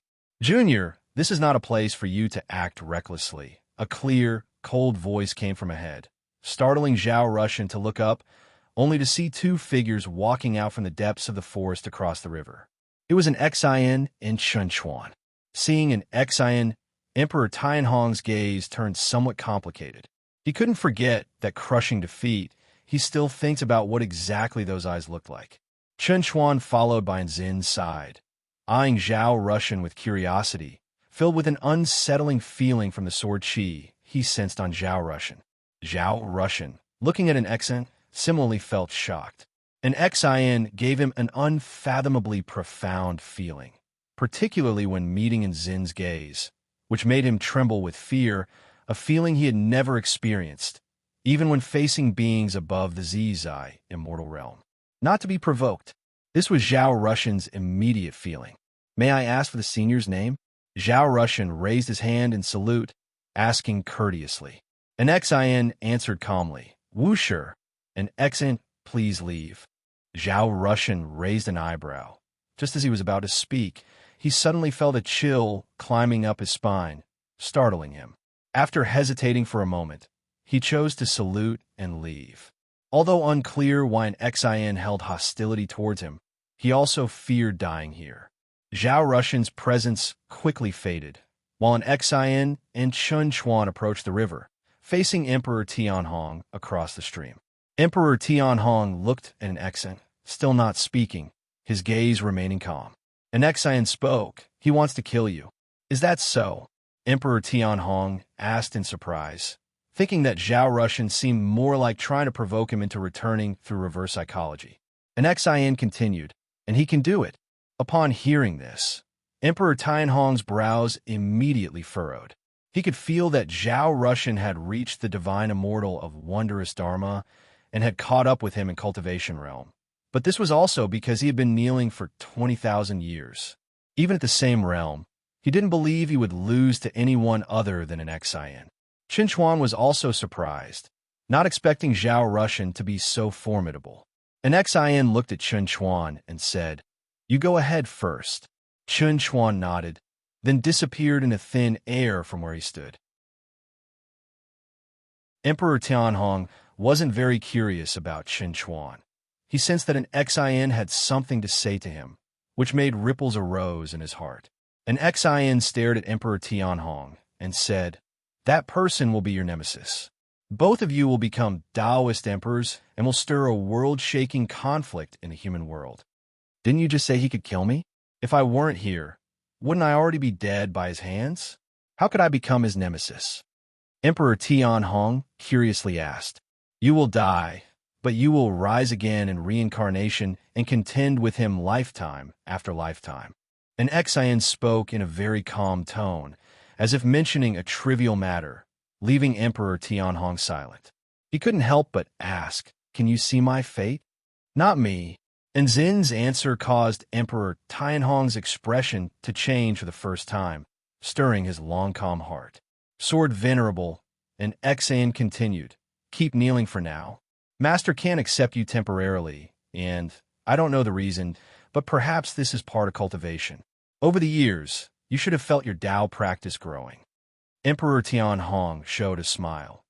Indeed, although my cultivation level hasn't increased, my understanding of the great Tao is growing rapidly. This must be the blessing of the Sword Venerable. This was also the reason he had been kneeling for more than 20,000 years without feeling tired. He had seen hope, and even if he had to kneel for another 100,000 years, he wouldn't feel it was hard.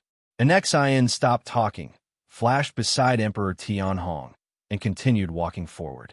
Emperor Tianhong turned his head towards her and asked, "Sister, where are you going?" "I have my matters to attend to," an Xian casually replied, a slight smile curving upon her lips, feeling that Emperor Tianhong was very perceptive. Emperor Tianhong pressed further. Will Zhao Russian bring good or bad results to the Tao court? Destiny is always changing. Knowing the future in advance would only become an obstacle for you. Before the words were even fully said, an Xian had already disappeared into the depths of the forest. Emperor Tianhong turned back, looking at the river's surface, deep in thought. Taoist Emperor, huh? He had heard from Yuan Songzi before that the prodigies of the 3,000 great worlds were all chasing after becoming Taoist emperors, but the celestial spirit great world temporarily had no opportunity to achieve that status. Yuan Songzi had told him to prepare well. According to what an Xian revealed about the future, becoming a Taoist emperor seems to be the crux of future world conflicts. This implies Yuan Songzi will succeed. To become a Taoist emperor, it's necessary to open the pathway to the path of the great Tao for the celestial spirit great world. Emperor Tianhong took a deep breath, clearing his distractions. Just how formidable a Taoist emperor is, he wasn't sure, but the path of power he was currently comprehending was truly strong. Even though his cultivation level had not increased, he could feel his mana undergoing transformation, becoming several times stronger compared to before he knelt. Just would such a him also be killed by Zhao Russian? Emperor Tianhong noted Zhao Russian's name, looking forward to their future confrontation. Sir, the Novel Fire. Net website on Google to access chapters of novels early and in the highest quality. If you find any errors, ads pop up, ads redirect, broken links, non-standard content, etc., please let us know report so we can fix it as soon as possible.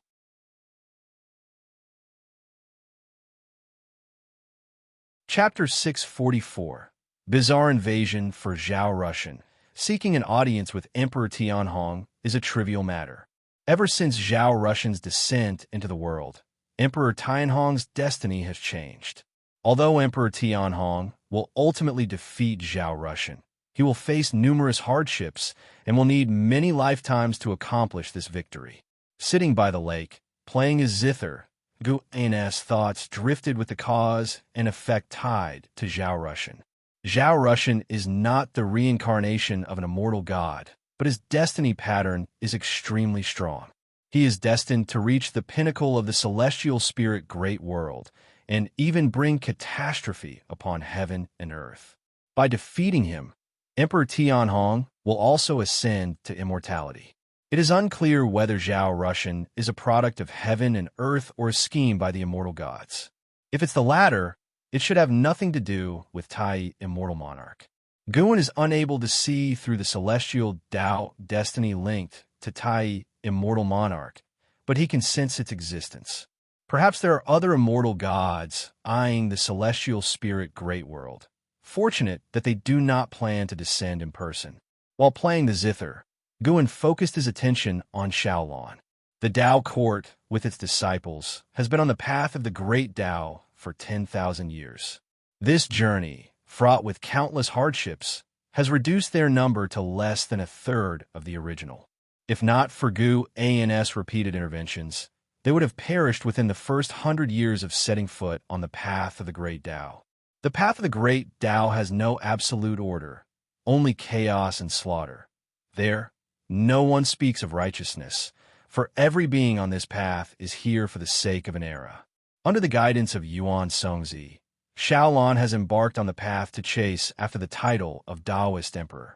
To become a Taoist Emperor, one must not only comprehend the Tao rules, but also defeat peers and higher-level adversaries on the path of the Great Tao, constantly seizing destiny to strengthen oneself. Each Taoist Emperor has reached the summit through a series of life-and-death battles, and this is why Taoist Emperors can sweep through all beings at every realm level. With her innate talents, combined with being enveloped in Gu Ans Tao intent over the years, Xiaolon is very familiar with the Tao rules. The clueless Yuan Songzi even thinks that Xiaolon possesses a Tao comprehension stronger than that of Emperor Tianhong and Zhao Rushan. Therefore, he's made a last-minute decision to exhaust all efforts to help Xiaolon become the first Taoist Emperor of the Tao Court. CTH at website on Google to access chapters of novels early and in the highest quality. As a Taoist Emperor, Xiaolon will inevitably be involved in the struggle between Zhao Rushan and Emperor Tianhong. Yet, because she is on the path of the Great Tao, her influence does not reach the celestial spirit great world for the time being. Thus, the fate of that world remains unchanged. The path of obsession, the great Tao of thoughts. Guan murmured to himself, feeling surprised. Initially, he thought that Xiaolon, who cultivated the innate reincarnation skill, would follow the path of reincarnation or the path of soul, or even the path of cause and effect, as he often used it to guide her cultivation. It seems no matter which path one followed before, once one aspires to compete for the title of Taoist Emperor, the great Tao itself will guide the cultivator to the most suitable path for immortal cultivation. Guan began to truly look forward to Xiaolan's future. Previously, Xiaolon had a smooth journey thanks to his support, and her future was all within his sight. But now, Xiaolon has boundless possibilities, even the potential to surpass his control. For those close to him, Guan naturally hopes they will get better and better. If they can live their own brilliance, that would be even more ideal. With these thoughts, Guan's mood became even more brisk, and the music he played turned more ethereal, like the high mountains and flowing rivers before him, bringing peace to one's heart. Guan learned to play the zither from Shenzhen, not that he had high hopes. In the long years, he always tried different things when bored. The sound of the zither was melodious, echoing through the mountains. As the breeze blew, day turned to night, and the constellations shifted. Another 5,000 years passed by. In these 5,000 years, aside from Chen Chuan and Shangtian and LV Xian, also left the dojo to make their own way in the world. Chen Chuan founded the sword sect, and its momentum was fierce. And Shangtian went back to support the Yin family. Although his destiny with the Yin family had been severed, he chose a disciple from the family to instruct. LV Xian wandered the world, challenging the unparalleled geniuses of various sections. As long as his opponent was not beyond his great realm, he would not use Tao treasures, relying on his true abilities to continuously defeat formidable talents. His fame grew rapidly, and 5,000 years later, he was already among the top talents in the world. However, in the world today, the one with the most fame was still Zhao Rushan, who had mastered the Tao Court's supreme divine skill for combat, with inscrutable techniques. In this new year, Emperor Tianhong was still kneeling in the forest at the edge of Wuxia. Guan went early in the morning to pick mature medicinal herbs, and continued until evening, when he arrived at an island belonging to the Gathering Flower sect. Xianxia had prepared wine and dishes in advance, waiting for his arrival. Xianxia was now a carefree primordial immortal, and although not as formidable as a Wuxia disciple, she did not stay by Guan's side all year round. Her cultivation level was already the strongest in this sea area. Not only the strongest, but she was also seen as a legend in the hearts of many disciples of the Gathering Flower sect, with rumors of her true capabilities. Although Xianxia was not the sect master, she still strategized and made important decisions for the Gathering Flower sect from behind the scenes. Recently, LV Xian's fame has grown quite large, spreading across the 72 seas. Even our sect's disciples are discussing what kind of sect Wuxia really is. In the pavilion halfway up the mountain, Xianxia poured wine for Guan while saying with a laugh.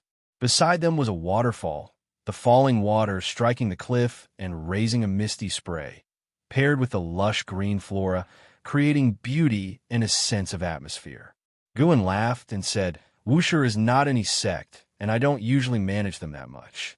Xianxia continued to serve dishes to Guan and curiously asked, You've been in this world for 130,000 years. What exactly are you pursuing? Or to be more precise, who are you avoiding?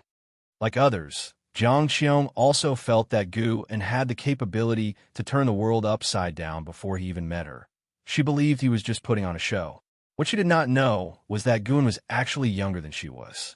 Guan did not specifically clarify this, as admitting the truth would hardly be believed by anyone, and may even plant the seeds of potential trouble.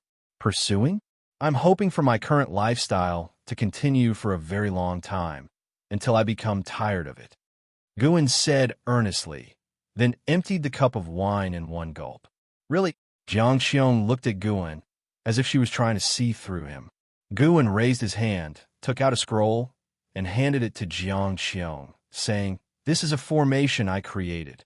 Study it well, and if you can master it, it could protect the gathering flower sect for 1,000,000 years without worries.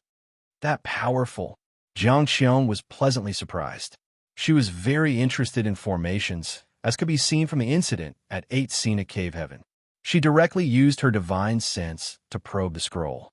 Meanwhile, Guan started to talk about the interesting things he had heard recently. Initially, she was just humoring him, but later on, she was completely engrossed in the content of the scroll. Guan simply shook his head with a wry smile, not too concerned. He looked up at the celestial vault, his gaze turning profound. Recently, a strange power was approaching the celestial spirit great world, which might bring disaster.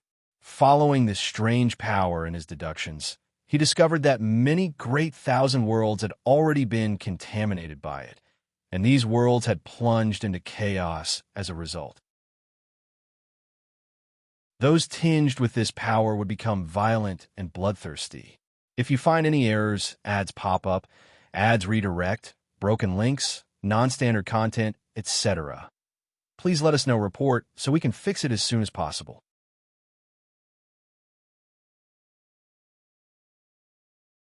Chapter 645. Guan's Reincarnation, such a bizarre force sweeping across the vast great thousand world. The celestial court should notice it, right? Guan thought silently, although he didn't know exactly where the celestial court was. As he came into contact with more immortal gods, he always felt that immortal gods were omnipresent, and the power of the celestial court was even more domineering, disregarding the wishes of all beings. As for the mysterious, strange force, Guan didn't pay much attention to it. Even if it spread to the celestial spirit great world, it was just another phase of cultivation for all beings as long as it didn't endanger him. After a long while, when the food had all gone cold, Xianxia's attention finally shifted away from the array scroll. She looked at Guan and exclaimed, Is this really an array that humans can create? It's too vast and intricate, and from the described effects, it seems as terrifying as the rules of heaven and earth. She felt if this array were to be leaked, it would certainly cause a bloodbath, and if someone else had given it to her, she would not dare accept it. It would take many years to master.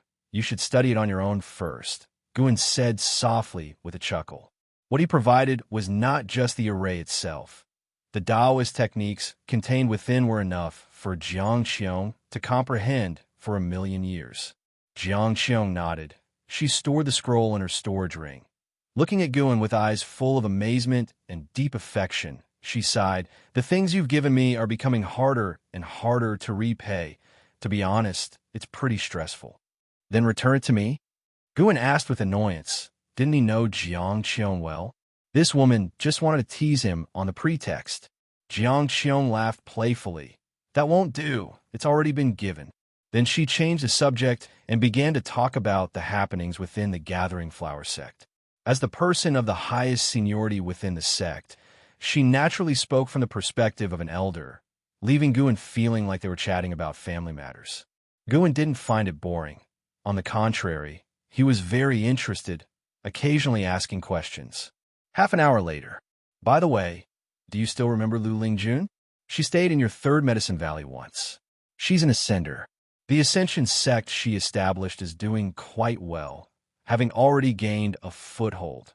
When Xianxia brought up Lu Lingjun, her tone became cheerful. At the same time, she was observing Gu An's expression. She remembered, an Xin had mentioned a long time ago that Lu Lingjun wanted to take Gu in as her Dao companion. Ever since Gu An's true identity was revealed, Lu Lingjun seemed to have lost contact with Guan, not because he didn't want to see her, but because she didn't dare to see him. Over the years, Xianxia had also dealt with Lu Lingjun, and she felt that there was an inherent pride in her. It seemed this woman couldn't accept that Guan was such a strong being. However, Xianxia suspected that the fact that Lu Lingjun was still alive today and the Ascension sect had developed so well was due to Gu An's covert assistance. After she finished talking about Lu Lingjun's situation, she still couldn't see any sign from Gu An's face. Guan seemed completely indifferent to Lu Lingjun. Guan showed a smile and said, "Indeed, talking to you is quite interesting. These things I couldn't see within the beginningless." Seeing that he was uninterested in Lu Lingjun, Xianxia couldn't help but ask, "Do you always cultivate? Don't you get bored?" She could never understand why Gu and had left the Supreme Sect. If he disliked the Supreme Sect, he could switch to another sect or city to stay. Why hide in a deserted mountain? She could only think that it was for the sake of cultivation. "My life is far more interesting than you think," Guan said proudly. Xianxia raised her eyebrows, skeptical. Guan laughed and said, "For me, the past 130,000 years have been much slower than the time you have experienced. Take the past 100 years, for example. I served as a guard for an emperor in the human world for 60 years. Aiding for emperors, he was telling the truth. In the recent 10,000 years, he liked to experience various identities in the mortal world. Except for when gathering medicinal herbs, he always used his original body to experience them, and in each identity, he never used his mana. He too would get injured and grow old. Isn't this another form of reincarnation?" Xianxia never expected Gu and would do such a thing. She found it both absurd and somewhat interesting to think that a powerful being who could overturn the entire great world was scrambling for power and profit with mortals in the mortal world. Maybe she should try it too? After all, she no longer had to personally oversee the Gathering Flower sect. What followed was Guan speaking, with Xianxia listening. The more stories she heard, the more she felt that what Guan was doing was not out of boredom, but a form of cultivation. The sun was shining brightly, the sky clear and cloudless. Above the mountains, numerous cultivators were flying on their swords as fast as the wind. Their gathering created a tremendous force that shook the mountains and forests violently. In the midst of the crowd, two young men flew side by side on their swords. One of them, a youth in black, turned to his companion and excitedly asked, "Long Lin, what kind of demon do you think we'll encounter this time?" The youth known as Long Lin was dressed in a tight blue garment, looking even more handsome and extraordinary in demeanor than the youth in black. Long Lin looked ahead, a smile on his face as he said, "I heard it's a great demon that has lived for 10,000 years. Otherwise, the sect wouldn't send out so many disciples. A great demon that has lived for 10,000 years? How terrifying could that be?" The youth in black suddenly grew worried. Long Lin glanced at him and chuckled. "Yang Yin, if you're scared, it's not too late to go back now." Upon hearing this, the youth named Yang Yin's eyes widened immediately, and he said, "How could I possibly be scared? I'm just worried about the other disciples. If our Chanyang sect loses this battle, the consequences are unimaginable." Long Lin gazed forward, smiling without saying a word. It wasn't just them. The other disciples of Chanyang sect around them were also discussing the upcoming battle. The Chanyang sect had been established for thousands of years and was considered a hegemon on the continent, but they had never contended with a 10,000-year-old demon before. "By the way, Long Lin, I heard from an elder brother that your clan has found you. Is that true?" Yang Yin asked curiously. He and Long Lin had both been orphans since they were young, raised by an old man in the mountains. By a stroke of fortune, they joined the Chanyang sect, and Long Lin was found to have an excellent spirit root. Yang Yin owed his present status to Long Lin's support. He never expected that Long Lin wasn't an orphan and that his clan was looking for him. He felt envious, but also happy for Long Lin.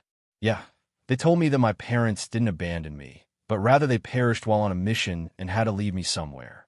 The jade pin my parents left me is actually a high-tier spiritual artifact, and that's also how my clan found me.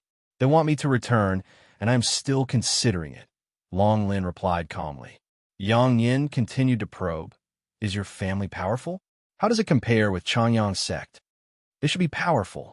They have already persuaded the higher-ups of the sect, and it seems the higher-ups have gained significant benefits and are strongly urging me to return, Long Lin said. Yang Yin felt even more envious at the response. Why didn't he have such a background? Before their cultivation, it was he who protected Long Lin, but ever since they began to cultivate, the roles reversed, and now it was Long Lin taking care of him. Yang Yin was grateful to Long Lin, but also couldn't help feeling a surging envy in his heart. He felt that the heavens favored Long Lin, always letting him encounter good luck, whereas he was left without support. Even with Long Lin's help, trouble always seemed to find him. Saw the Oval Fire at website on Google to access chapters of novels early and in the highest quality. If that's the case, what's there to consider? Yang Yin tried to restrain his jealousy and forced a smile as he asked. Let's better think about how we're going to fight next, Long Lin said, dodging the question. He hesitated because the Long family does not accept outsiders. Over the years, he could sense the changes in Yang Yin's attitude and didn't want to provoke him with this matter. But still, just thinking about the words of that family member, a look of longing couldn't help but appear in Long Lin's eyes. It is said that there are immortals in the Long family, beings who exist beyond the Mahayana realm, transcendental in existence. If you find any errors, ads pop up, ads redirect, broken links, non-standard content, etc., please let us know, report, so we can fix it as soon as possible.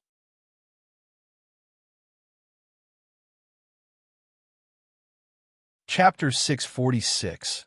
Old acquaintances meet. The mountains overlapped, and the land seemed like dragon ridges pressed together. On one such ridge, Guan stood in front of cliff, while an Xian was meditating and cultivating nearby. Has it already begun? Guan looked into the distance, thinking this way. It had been 7,000 years since he had given the array scroll to Xianxia. 7,000 years had passed, and that mysterious and eerie force had finally seeped into the Great Thousand World. Its method of infiltration was not through a world gate, but directly into the Tao rules of the Great Thousand World. This was an unstoppable invasion method, as its infiltration trajectory couldn't be fully tracked, at least not by the celestial spirit god. On the continent where Guan was, he saw a bloodline member of the Long family. This youth was named Long Lin, whose best friend was invaded by the eerie force, and he would become increasingly jealous and violent in the future, causing many troubles in Long Lin's life. Guan, however, had no intention of intervening. Long Lin was too distant in relation, equivalent to a stranger. If he were to protect every descendant of the Long family, it would be too exhausting, as the bloodline had already surpassed 1 billion in number, though most had changed names. Although the youth named Yang Yin might take a wrong path, he wouldn't pose a threat to Long Lin's life. Even without the invasion of the eerie force, it was not uncommon in the human world for brothers and best friends to destroy each other out of jealousy.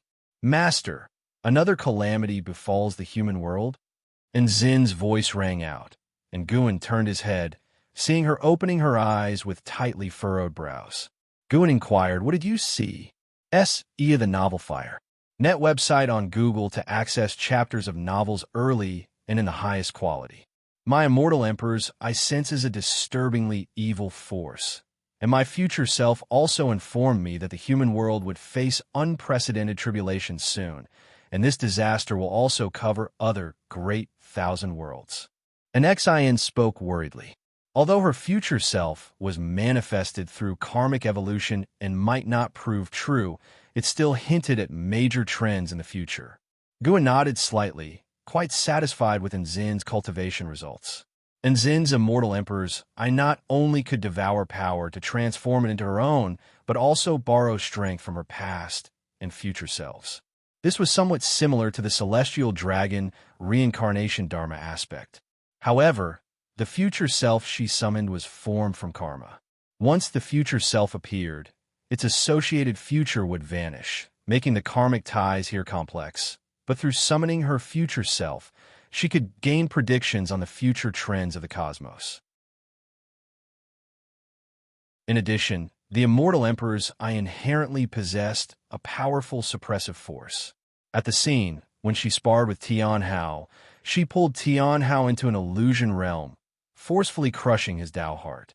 In the Immortal Emperor's eye's illusion realm, Tian Hao's senses were misled, perceiving everything encountered inside as real occurrences.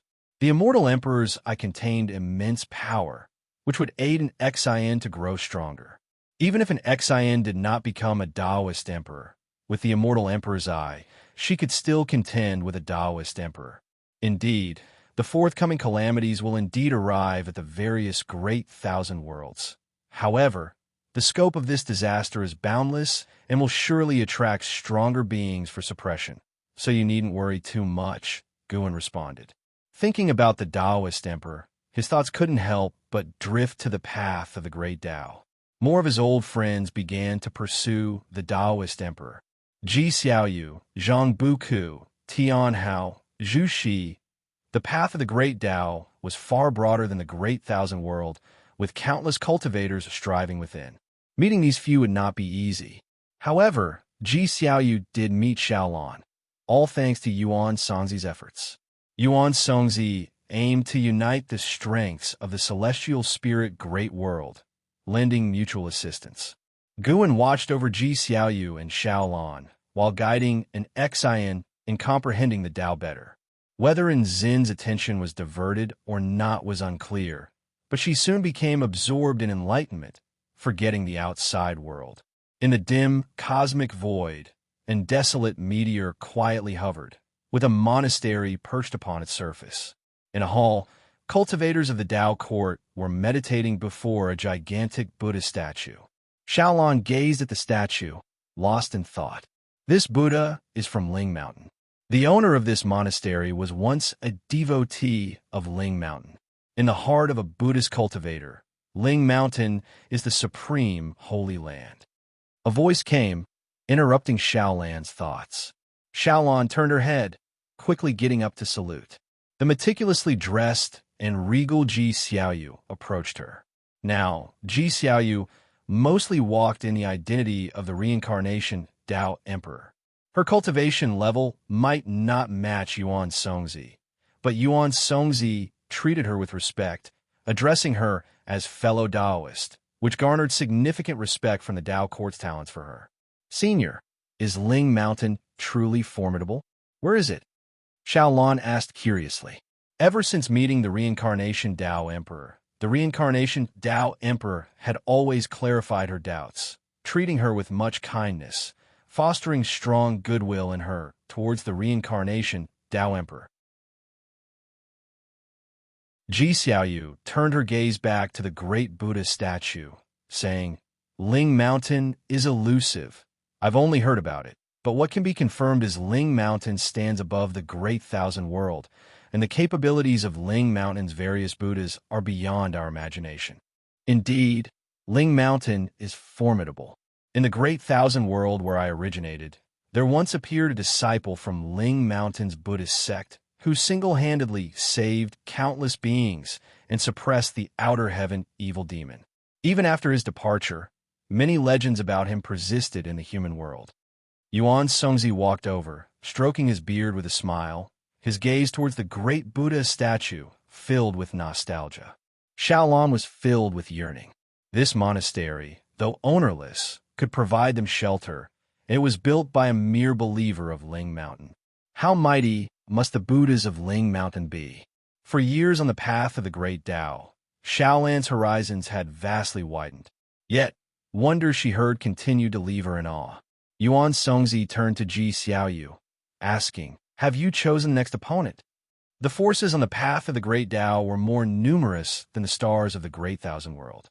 Many forces, like the Tao court, came to create a Taoist emperor, so they would establish contacts, setting a time and place for combat resourced by each one's capabilities without forming enmity among the forces.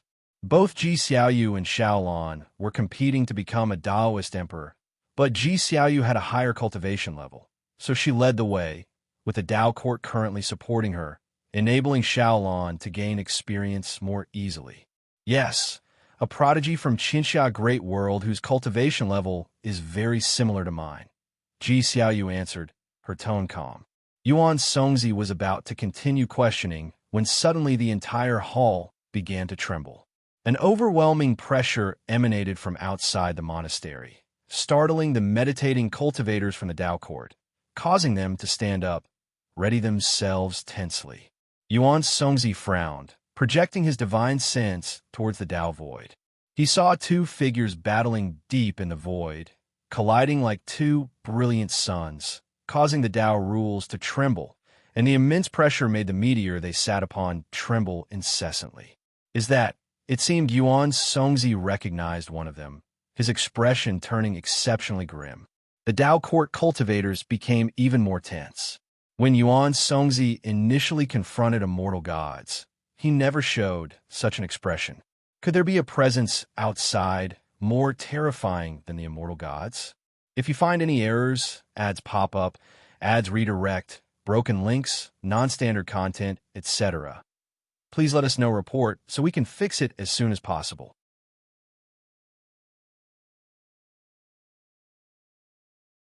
Chapter 647, 5 trillion years lifespan. Do you know who is fighting outside, senior? Ji Xiaoyu noticed Yuan Songzi's expression and couldn't help but ask. She appeared calm, but inside she felt terrified. Just feeling the momentum of the battle from afar gave her a dreadful sense of being turned to dust. On the path of the great Tao, daring to fight so recklessly, these are indeed conceited individuals, for the path harbors many dangers, and making too much noise only invites trouble. Her cooperation with the Tao court was precisely to have them help set up a barrier to prevent the aura of her battles with other Tianjiao from leaking. Yuan Songzi took a deep breath and said, "One of them comes from ascending to yellow heaven, named Wuxia. This person has killed countless people and proves the Tao with killing intent. If he detects our aura, we will all die." Upon hearing this, everyone was alarmed. Even Xiaolan couldn't remain calm. Ji Xiaoyu frowned. She knew of ascending to yellow heaven, a terrifying Taoist lineage, even involving reincarnation. However, Zhoujia's opponent is also very strong. Perhaps they will leave soon, so there's no need to panic. After all, the formation in this monastery is quite exquisite. Yuan Songzi continued, his words slightly easing the tension among the crowd, though no one dared to let their guard down. Xiaolan looked at everyone, feeling deeply moved. These seniors hold high positions in the celestial spirit great world, essentially wielding the power of life and death over all beings. Yet on the path of the great Tao, they are as insignificant as dust, being extremely cautious and careful. Everyone held their breath, not daring to speak, fearing even a sound might disturb the terrifying presence outside. However, the oppressive force of the battle drew closer, as if the fighting parties were approaching, and even Yuan Songzi began to sweat on his forehead. Suddenly, the oppressive force rushed into the distance and disappeared in an instant, making everyone even more tense. For a long time, only after more than half an hour, did everyone finally relax, believing the opponents had left. They gathered around Yuan Songzi, inquiring about the origins of ascending to yellow heaven. Ji Xiaoyu looked at Xiaolan, her eyes complex, unsure of her thoughts. Time flies, and the years go by swiftly. As strange forces invaded the celestial spirit great world, more and more beings became violent, leading to increasing conflicts in the human world. This did not affect Gu An's life. He continued to enjoy his leisurely years, only occasionally diverting his focus to watch over old friends, including those on the path of the great Tao. If they faced danger, he would help protect them, but he made it seem like their own luck. Years passed quickly. After 10,000 years, the human world completely shed its cloak of peace, with conflicts arising everywhere. Even the Qinquan sect went to war with surrounding forces. The boundless celestial vault began to show lingering clouds. Guan still did not intervene to change anything. Another 10,000 years passed. That late summer, just past noon, Guan walked through the woods, pulling up his attribute panel for a check. Name, Guan, lifespan, 161, 845/5, 048, 752, 108, 241. Physique, primordial reincarnation, undying body. Cultivation level, Miaojian Daoyuo, immortal realm perfection, 5 trillion years of life expectancy. He hesitated whether to break through. The last breakthrough cost 8 trillion years of life. He feared 5 trillion wouldn't suffice for the perfection realm of the next great realm. Guan pondered, pacing leisurely through the woods, with the breeze gently stirring his robes. Looking up, the celestial vault between the leaves appeared dim, more like dusk than noon. After a while, Guan stopped walking. He stood by a small river, with a figure kneeling across it. It was Emperor Tianhong. Emperor Tianhong had been kneeling here for over 50,000 years, yet he seemed without the slightest sign of decline, his long beard touching the ground, face clear. Were it not for his knees sunk deep in the soil, one might not believe he had knelt so long. Though he engaged in no qi absorption cultivation, his cultivation level broke through to the Tao void profound immortal realm, purely through enlightenment. Notably, his breakthrough involved no crossing the tribulation nor the slightest disturbance. After all these years of kneeling, what is your greatest realization? Gu An's voice reached Emperor Tianhong's ear, making him open his eyes suddenly. Upon seeing Guan, he was lost in a daze. Though he had never met Guan before, for some reason, seeing Guan for the first time, he felt the other was the supporting Tao sword venerable. To him, Guan's appearance seemed perfect, and though Guan's aura was not overpowering, it gave a sense of all-embracing magnanimity. Emperor Tianhong once believed his Tao heart was tempered through countless trials, immune to strong emotions, yet he couldn't suppress the surge of excitement from his heart at this moment. Trembling all over, he couldn't articulate his complex emotions. Seeing Emperor Tianhong so overwhelmed, Guan smiled gently, his smile like a spring breeze blowing into Emperor Tianhong's heart, dissolving his tension and excitement. Emperor Tianhong took a deep breath, trying to calm himself, and cautiously said, "My greatest realization is that the strongest Taoist technique is not found in sex but pervades the world, everywhere in nature. Perhaps Wuxi's name is meant to guide all beings?" Upon finishing, Emperor Tianhong's heart was in his throat, afraid had offended the supporting Tao sword venerable. The longer head knelt, the more he revered Guan, sensing it was Guan guiding him to enlightenment. Guan chuckled. "Perhaps so. Everyone has their own understanding. Do you wish to take me as your master?" Emperor Tianhong's eyes widened with excitement. "Sword venerable, I do. I very much want to. Will you accept me?" Guan raised his right hand, and a sword flew from his palm, swiftly enlarging, its point facing upward, hovering before him. The sword was exquisite, radiating a faint silver glow, with what seemed like stars adorning it. "This is the Tao treasure of Wuxia, named the Longevity Sword. You may use it to save this human world. When you become a savior, return the sword, and then decide whether you wish to be my disciple." As Guan introduced the sword, the Longevity Sword flew to Emperor Tianhong. Emperor Tianhong could feel the vast Tao intent within the sword, yet he wasn't captivated, instead directing his attention to Guan, urgently saying, "I can decide now willing to be your disciple. Guin replied meaningfully, when you have the highest fame and power and discern your own destiny pattern, then make your decision. There's no rush. If you are willing by then, I will accept you. Hearing this, Emperor Tianhong calmed down. Now go. Guin continued, upon which Emperor Tianhong stood up, clutching the longevity sword. In an instant, a vast memory surged into his mind, leaving him stunned. Saw the novel Fire. Net * website on Google to access chapters of novels early and in the highest quality. Seeing this, Guin crossed the small river, passing by him. Go for the breakthrough after all. With his back to Emperor Tianhong, Guin thought silently. He followed his thoughts with anticipation. What lies beyond the Miaozhen Daluo immortal realm? If you find any errors, ads pop up, ads redirect, broken links, non-standard content, etc., please let us know report so we can fix it as soon as possible.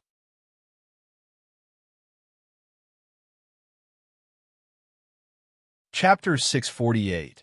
Endless Dao Mountain. After parting with Emperor Tianhong, Guin took a trip to the Tai Tsang continent, picking medicinal herbs at the mountain god temple, then went alone into the uninhabited mountains and forests, far away from the mundane world.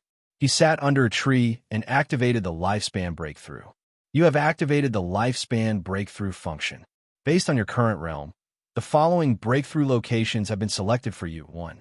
Path of the Great Dao. 2. War Spirit Holy Mansion. 3. Taiwei Earth Core. 4. Ling Mount. 5. River of Destiny. 6. Endless Dao Mountain. Sarch * the novel Fire. Net * website on Google to access chapters of novels early and in the highest quality. 7. Primordial Emperor Domain. 8. Profound Abyss Divine Pool. 9. Supreme Origin Forest. Looking at the options in front of him, Guin frowned slightly. He didn't see the desperate celestial tomb. He was still planning to find a way to rescue the sins within the desperate celestial tomb after breaking through. In his view, when he breaks through again, he should have the strength to see through the desperate celestial tomb. Don't mention Miao Zhan Daluo immortal. Even ordinary heaven-opening Daluo immortals are rarely seen. Breaking through to a higher realm, even if he's not the strongest, he should be among the stronger existences within the Great Dao. After saving the sins, he could further investigate Fairy Yao Xian's causality through them, thereby resolving the obsessions left by the Emperor of Eternal Life. These matters, to Guin, didn't feel troublesome, but rather filled him with anticipation. In becoming stronger through cultivation, one must have opportunities to demonstrate. Could it be because the desperate celestial tomb cannot withstand my breakthrough, and these places can, that the celestial tomb did not appear? Guin suddenly had a speculation. If so, could it be inferred that these 9 places possess power beyond the Miao Zhan Daluo immortal? Even if they don't, these places can still nurture stronger Daluo immortals, something beyond the capability of the celestial spirit great world. Don't mention Daluo immortals. The celestial spirit great world can't even nurture golden immortals. Guin silently pondered, and after some thought, he chose Endless Dao Mountain. The name alone sounded profound and elusive, and it provided better concealment. To be teleported to Endless Dao Mountain will consume 10 billion years of lifespan. Do you wish to continue? Continue. An unfamiliar sensation surged forth, causing him to instinctively close his eyes, and his senses followed suit, losing function. After a while, he felt his feet touch the ground, and he immediately opened his eyes, almost instantly activating the lifespan barrier. After setting up the lifespan barrier, he had time to observe the environment. As far as the eye could see, the celestial vault was dim as the void of the universe, with towering mountains standing on the earth, rising and falling, their ends unseen, and the number of peaks uncountable. Even at his Miaozhen Daluo immortal realm perfection state, Guin could not see the boundaries of this world. Is this another place in an infinitely expanding universe, an Earth? He observed that every mountain around him contained an immense Dao intent, as if nurturing a great Dao. The oppressive atmosphere of the world made the endless Tao mountain appear like majestic deities in the darkness, exuding a sense of vastness and magnitude. The mountain under Gu N's feet was extraordinarily huge. Even standing on the summit felt like standing on a vast continent. Its height exceeded the distance from the 9 spirit continents' ground to outer heaven. The mountain he stood upon wasn't even the highest Tao mountain. In the distance stood towering mountains like heavenly barriers, imposing to the extreme. Endless Tao Mountain, I wonder how far it is from the Great Thousand World, thought Guan curiously, as he had never heard of the Endless Tao Mountain before. The more mysterious and powerful places there were, the happier Guan felt. If the end of the Great Tao were so easy to reach, the joy of cultivation would diminish significantly. Guan sat down cross-legged and then called up the attribute panel. First, he worked to enhance his physique, as it had been a while since he made any improvements. Gu had invested 100 billion years of life span directly, but the primordial reincarnation undying body did not transform. He continued investing.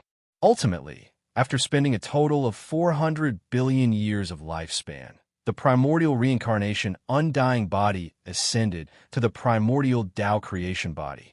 Vast amounts of Tao spiritual qi gathered, causing the ground beneath Gu N's feet to light up with Tao light, confined within the barrier, while the mountain surface outside the barrier exhibited no changes for the time being. Soon, Guan became engrossed in the inheritance. The primordial Tao creation body retained the features of the previous physique, undying through reincarnation, ferocious mana, and the capability to create new Great Tao. Indeed, Great Tao independent of the 3,000 Great Tao. It's based on personal mana and physical strength. Just like before, no matter how mighty the transformation, Guan completed the transformation in less than an hour. He opened his eyes, a glint of light flashing within them. Create a Tao? He suddenly thought, with countless Great Tao, even he couldn't ascertain the exact number. Could some Great Tao have been created by cultivators? This hypothesis could not be answered for the time being, so he turned his gaze to the cultivation techniques in the attribute panel. Next was the enhancement of the main cultivation technique. Guan invested 100 billion years of lifespan into the Taoist dominator skill. Finally, after expending nearly 350 billion years of lifespan, he upgraded the Taoist dominator skill to the myriad Tao extinction skill. The myriad Tao extinction skill shifted from the previous vastness to one filled with slaughter traits, with domination leading to extinction, leaving not a trace, ultimately leaving only oneself, surpassing the Great Tao. An hour later, Guan continued upgrading. Sun and Moon's selfless divine Tao ascended to Tao Qi eternal divine sense, consuming nearly 300 billion years of lifespan. This was Gu An's main reliance for hiding cultivation level and aura. He wouldn't neglect it. The upgrades continued. Taoist celestial net step ascended to great primordial celestial net step, consuming nearly 400 billion years of lifespan. Hongmeng void golden body ascended to great Tao formless body, consuming 300 billion years of lifespan. This secret skill evolved from the demon shadow divine skill, capable of transformation and isolating causality and fate deductions, greatly aiding Gu and in remaining concealed. Another hour passed. Guan mastered the great Tao formless body. Even without activating the secret skill, his physical body possessed the capability to avoid being deduced, and this body could also elevate his aura and suppression, serving as a suppressive divine skill. Having completed the conventional enhancements, he had to consider battle methods next. According to past conventions, Guan should improve his sword Tao, but now he wanted to enhance the Immortal Emperor's Eye. The Immortal Emperor's Eye was too powerful for him to give up, but it would provoke the Celestial Court's suspicion. He must upgrade the Immortal Emperor's Eye to a stronger stage to avoid their detection. While Guan contemplated, changes emerged in the tumultuous, endless Tao Mountain.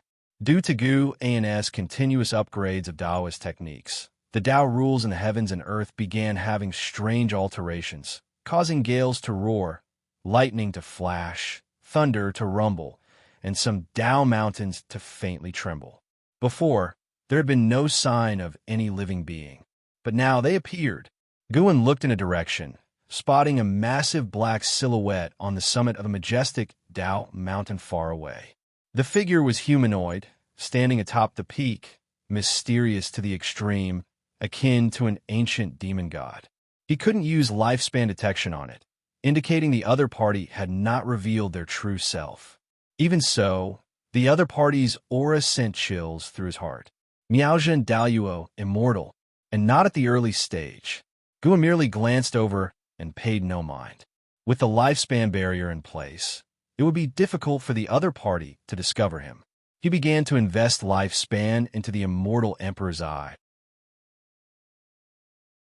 Right from the start, it was 100 billion years of lifespan. If you find any errors, ads pop up, ads redirect, broken links, non-standard content, etc., please let us know report so we can fix it as soon as possible.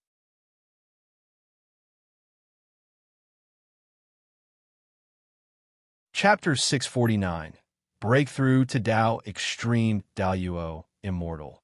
You invested 10 billion years of lifespan into cultivating the Immortal Emperor's eye. You have spent 1 billion years cultivating the Immortal Emperor's eye, and your understanding of the great Tao of cause and effect has improved. You have spent 10 billion years cultivating the Immortal Emperor's eye, and your understanding of the great Tao of illusion and reality has improved. You have spent 50 billion years cultivating the Immortal Emperor's eye, and the power of your Immortal Emperor's eye has grown stronger.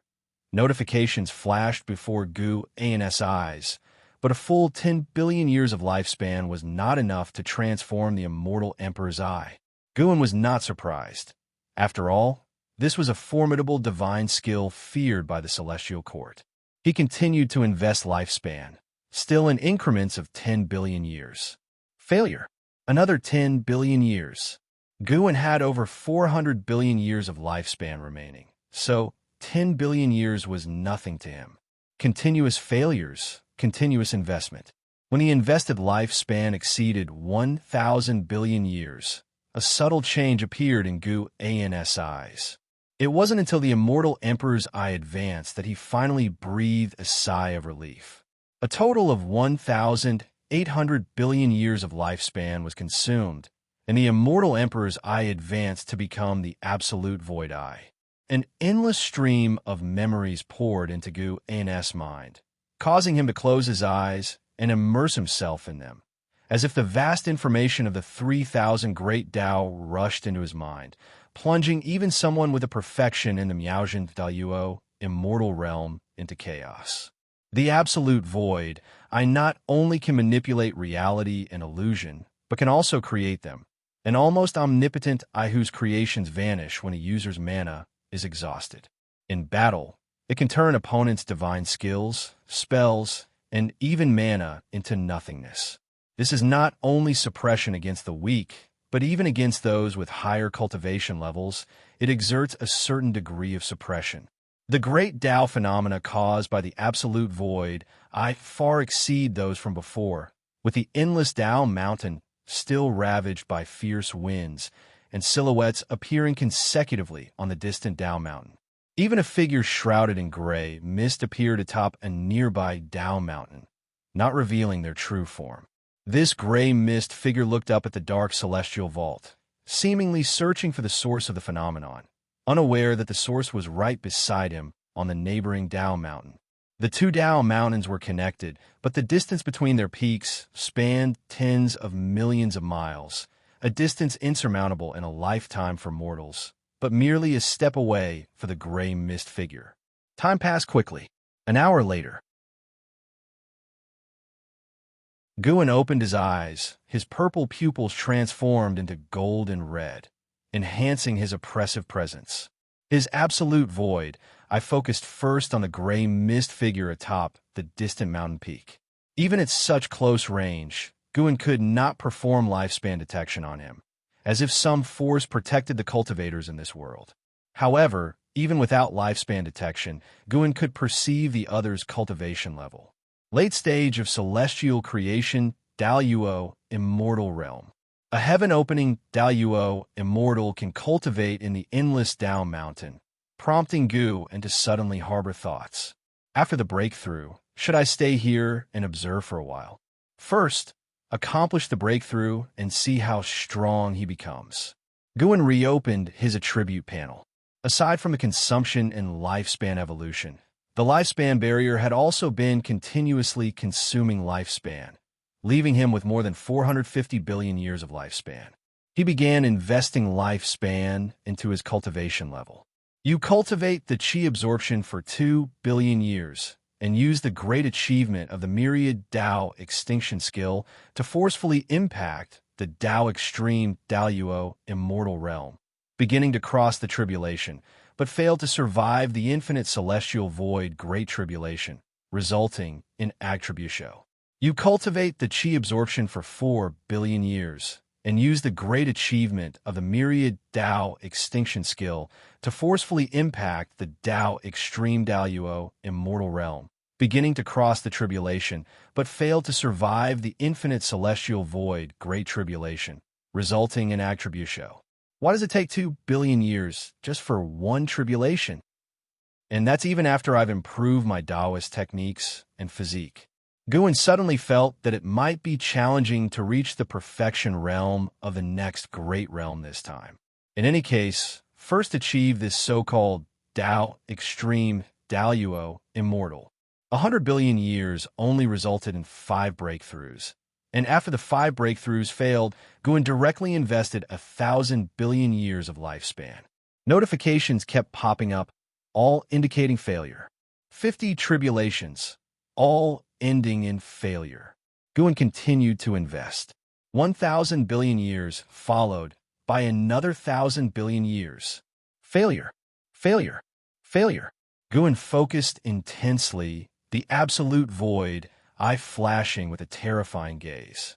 The great Dao phenomenon of the endless Dao mountain began to weaken.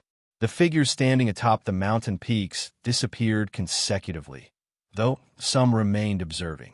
The gray mist figure on the nearby Dao mountain did not vanish. He looked around, never settling his gaze on the Dao mountain where Guin stood. Guin no longer paid attention to him, focusing entirely on the notifications before him. After failing with 10,000 billion years of lifespan, he realized the problem was significant. Is it really this difficult to break through to Dao extreme Daluo immortal? Or is the infinite celestial void, great tribulation, more terrifying than he imagined? As Guin pondered, he continued to invest lifespan. Yet, after throwing in a second 10,000 billion years of lifespan, there was still no sign of success. He frowned slightly and persisted in investing more. After a while, he finally succeeded in breaking through. The novel _fire. At website on Google to access chapters of novels early and in the highest quality.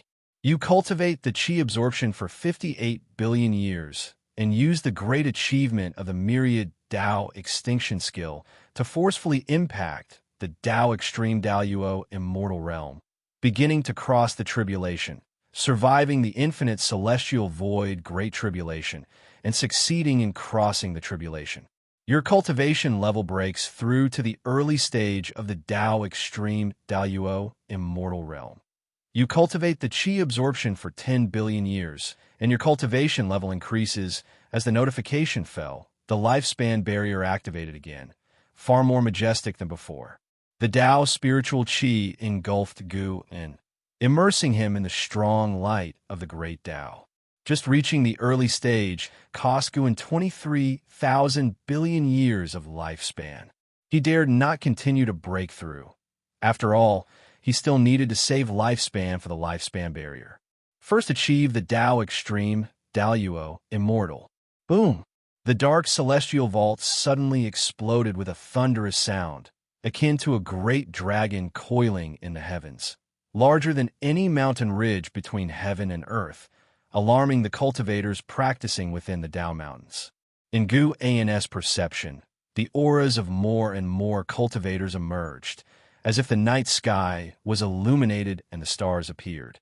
He was astounded. Just how many powerful beings are hidden here? Even the weakest aura belonged to a heaven-balancing golden immortal, with most being Tai Ching golden immortals, and several auras caused his heart to palpitate. They must be Tao Extreme, Dao Yuo immortals. Could this endless Tao mountain be some holy land for enlightenment?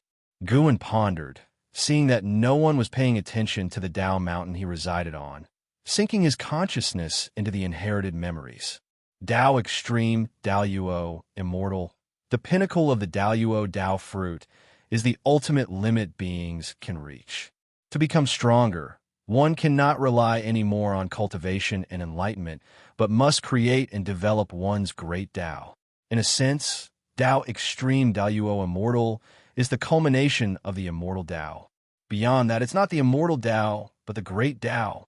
Gu Ans Dao Yuo Tao fruit began imprinting Tao Extreme patterns, with each pattern containing indelible mysteries. As long as the Tao Extreme patterns exist, the Tao Extreme Dao Yuo Immortal will not fall, and the Tao Extreme patterns are not merely on the Tao fruit, but interwoven within the infinite realm of the great Tao. Even if the Dao Yuo Tao fruit is destroyed, resurrection is possible, though with one less Tao Extreme pattern upon revival. There are a total of 49 Tao Extreme patterns, meaning the Tao Extreme Dao Yuo Immortal can resurrect 49 times. Even if dissipated, they can be reborn. A Tao Extreme Dao Yuo Immortal with Tao Extreme patterns is nearly an immortal existence. To annihilate a Tao Extreme Dao Yuo Immortal completely is exceedingly difficult. Even if slain, they can revive.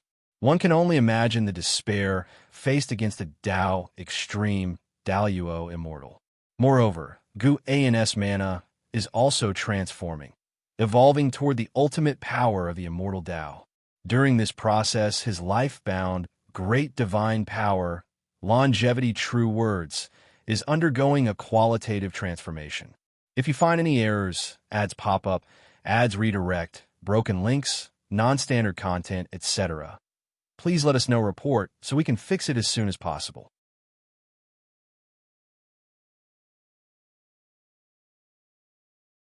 Chapter 650, Causeless Realm as Gu, and completed the formation of 49 Tao Extreme patterns. His consciousness awoke from the state of enlightenment, and he could feel an earth-shattering transformation within himself. He had transformed into a Tao Extreme Dao Yuo Immortal. Within, the barrier was filled with the intense light of the great Tao, and outside, the dark celestial vault gleamed with purple-red iridescence, both bewitching and terrifying. Guan could sense that the number of cultivators alarmed by this exceeded 100,000, and it was still rising. Nearby, there are also a few Tao mountains where the presence of cultivators emerged, but compared to the endless Tao mountain, these figures were far less numerous than the number of Tao mountains. After attaining the Tao Extreme Dao Yuo Immortal, Gu Ans divine sense also underwent a qualitative change. He could feel the end of the endless Tao mountain. At this moment, new Tao mountains were still forming on the fringes, continuously expanding this world. The distant end he could see was beyond the reach of even Miao Zhan Dao Yuo Immortal, and with the ongoing birth of Tao mountains, the name Endless Tao Mountain was truly deserving. Before his breakthrough, the speculation was correct. There indeed existed several Tao Extreme Dao Yuo Immortals in the Endless Tao Mountain. Their Tao Mountain stood as the tallest among them, while the Tao Mountain beneath Gu Ns feet was like a small hill before Mt Tai in comparison, and the Tao intent contained in those massive Tao mountains was majestic. Even the most mediocre mortal spirit could ascend to immortality while residing on such Tao mountains. Furthermore, Guan also felt various heavenly court destinies here, similar to the destinies of the celestial spirit god and the 72 immortals of the Golden Cave, even possessing the destiny of a Tao Extreme Dao Yuo Immortal. Guan had a sense of engaging with a high-level map, becoming even more interested in the endless Tao Mountain. The breakthrough was not yet over. His cultivation level continued to rise, and the anomaly brought to the endless Tao mountain began to wane. The elusive Tao rules writhed like a startled swarm of dragons, and the terrifying might of the Tao caused the supposedly unshakable Tao mountains to tremble. Guan summoned his attribute panel to examine.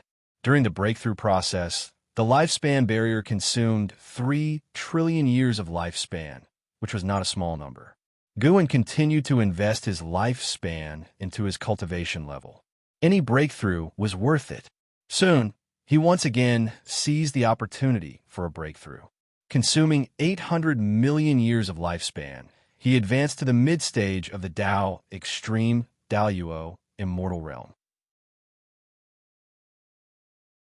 The Tao rules in the world once again raged violently, intertwining heavenly thunders that could destroy the great thousand world, shifting colors, magnificent and mysterious. This beauty cannot mask their dangerous aura.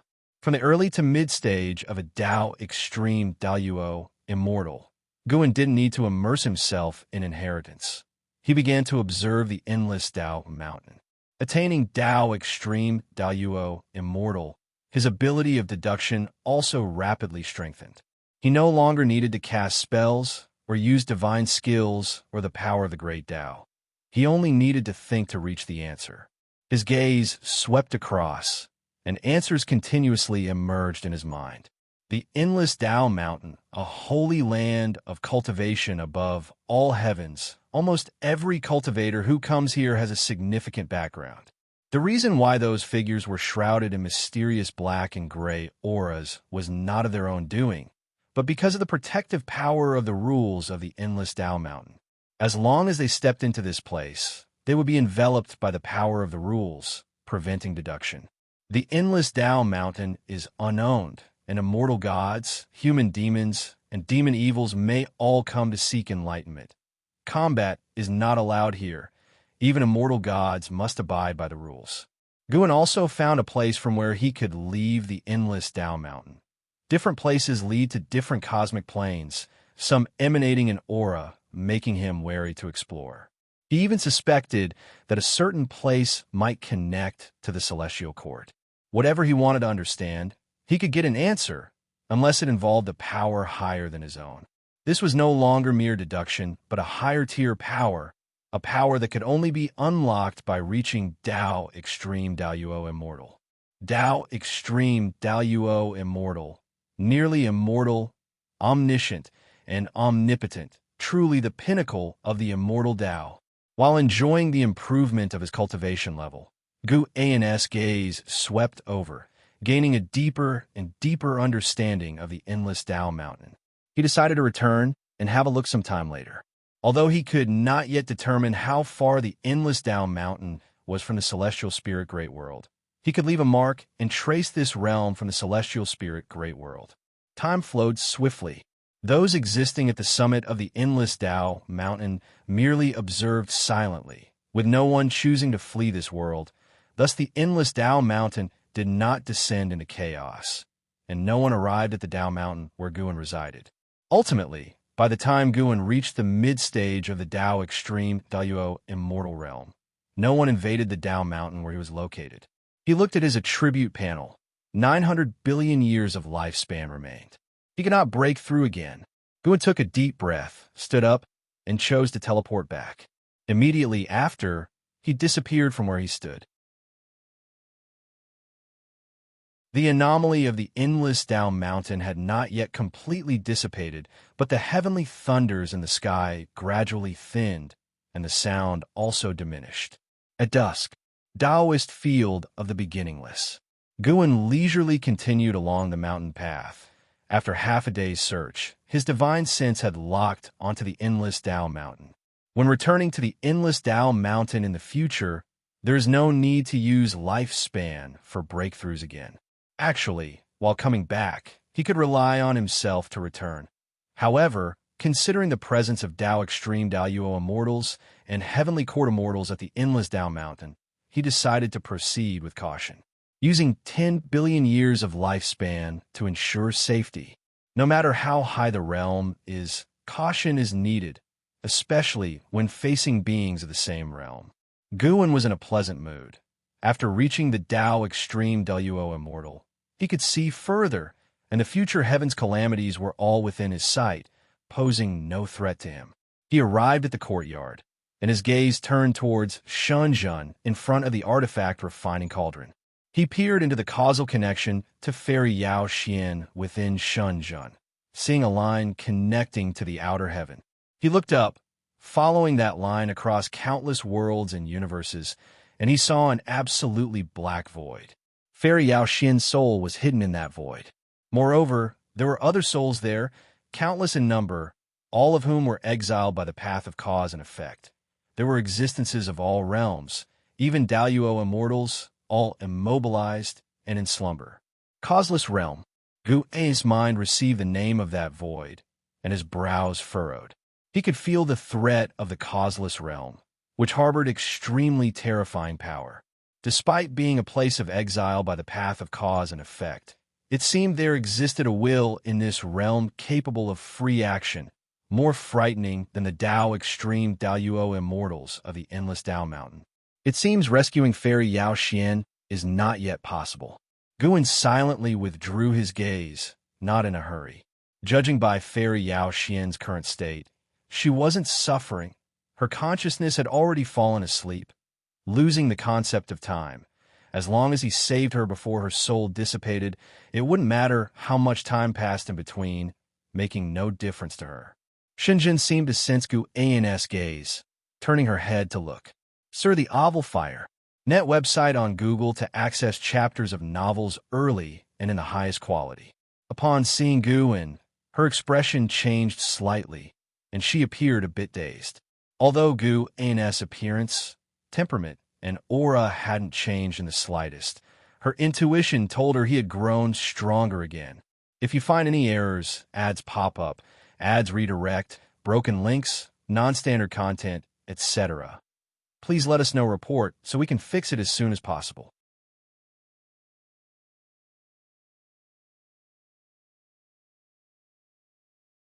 Chapter 651, White-Haired Ancestor.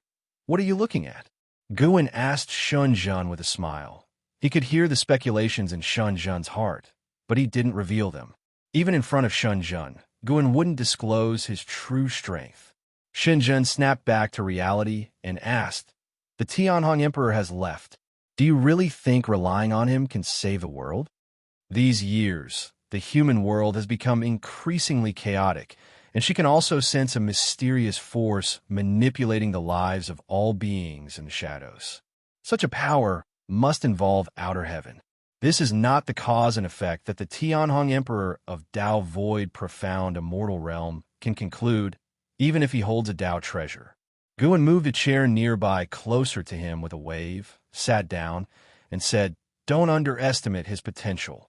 He has the talent comparable to Tian Hao. Do you think he seems like an ordinary person?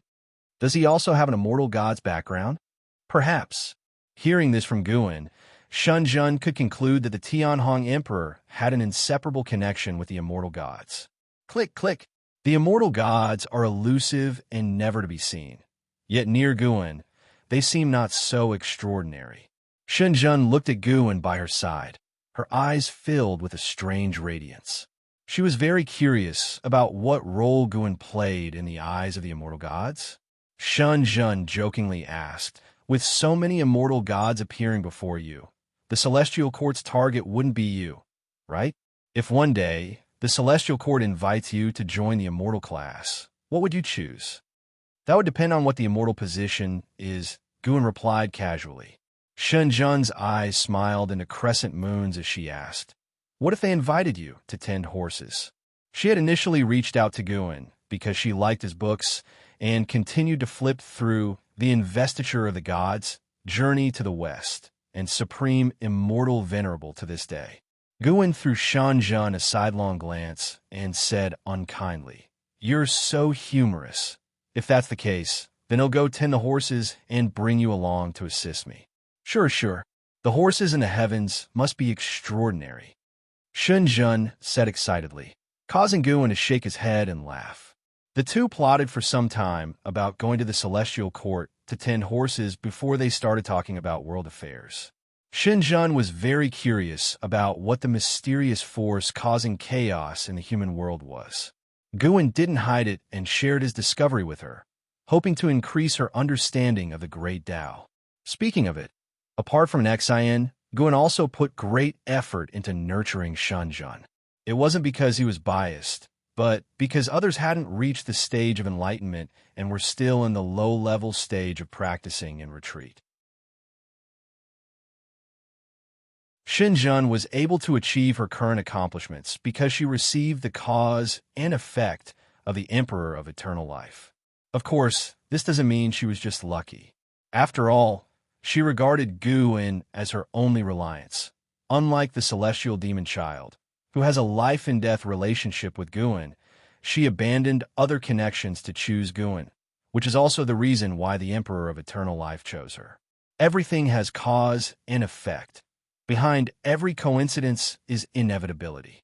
That year, the human world faced a change because a once peerless prodigy from ages past was reborn.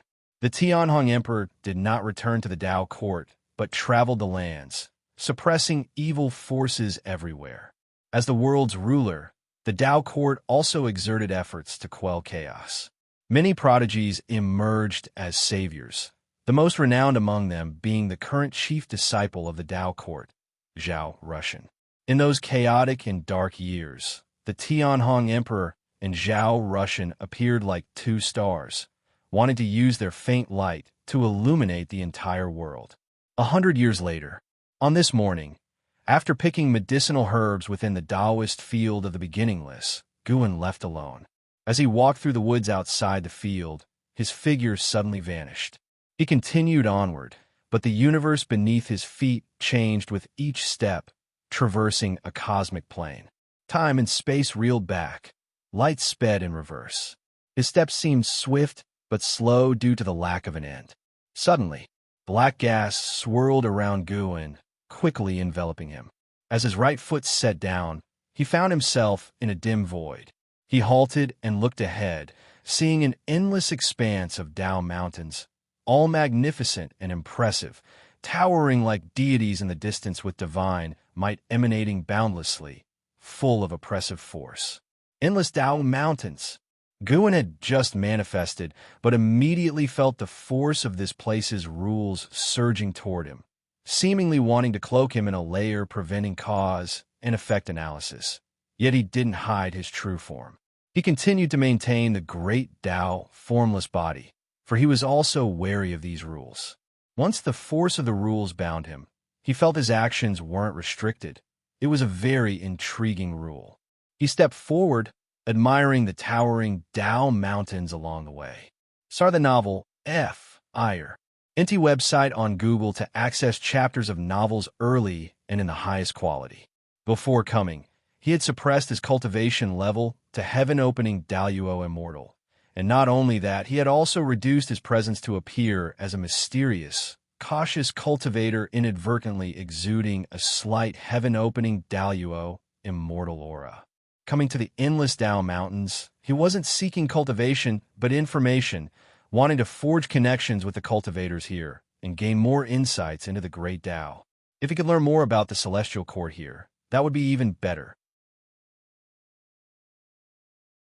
He wandered aimlessly, noticing most cultivators occupied a Tao mountain alone, as there were indeed too many. The cultivators seemed wary of each other, too. This could be troublesome. Guan began to miss Wuxia of Human World Peak. When he first ventured to Outer Heaven, he met the enthusiastic Wuxia, who even introduced him to Human World Peak. Although Human World Peak hadn't greatly aided his cultivation, it did help him better understand the heavens and earth, which is why he had never severed ties with Human World Peak, cherishing these bonds. He continued roaming, waiting for an opportunity. During this time, he also saw other figures entering endless Tao mountains, most having clear objectives flying swiftly. Guan spotted a figure that seemed as confused as him, moving slowly and constantly looking around. He hesitated for a moment, then cautiously flew over as if he was being careful. The other was also a heaven-opening Daluo Immortal, Perhaps having some degree of confidence, they dared to wander like this. Guan previously saw a Tai Ching golden immortal enter and immediately hide within a Dao mountain. This heaven-opening Daoyuo immortal had a slightly slender figure, resembling a Taoist, holding a horsetail whisk resembling a sword. Seeing Guan approaching, he stopped and turned to look at him. "Fellow Taoist, may I ask if this is the Endless Dao Mountains?" Guan asked, changing his voice. This is indeed the Endless Dao Mountains. Is it your first time here?"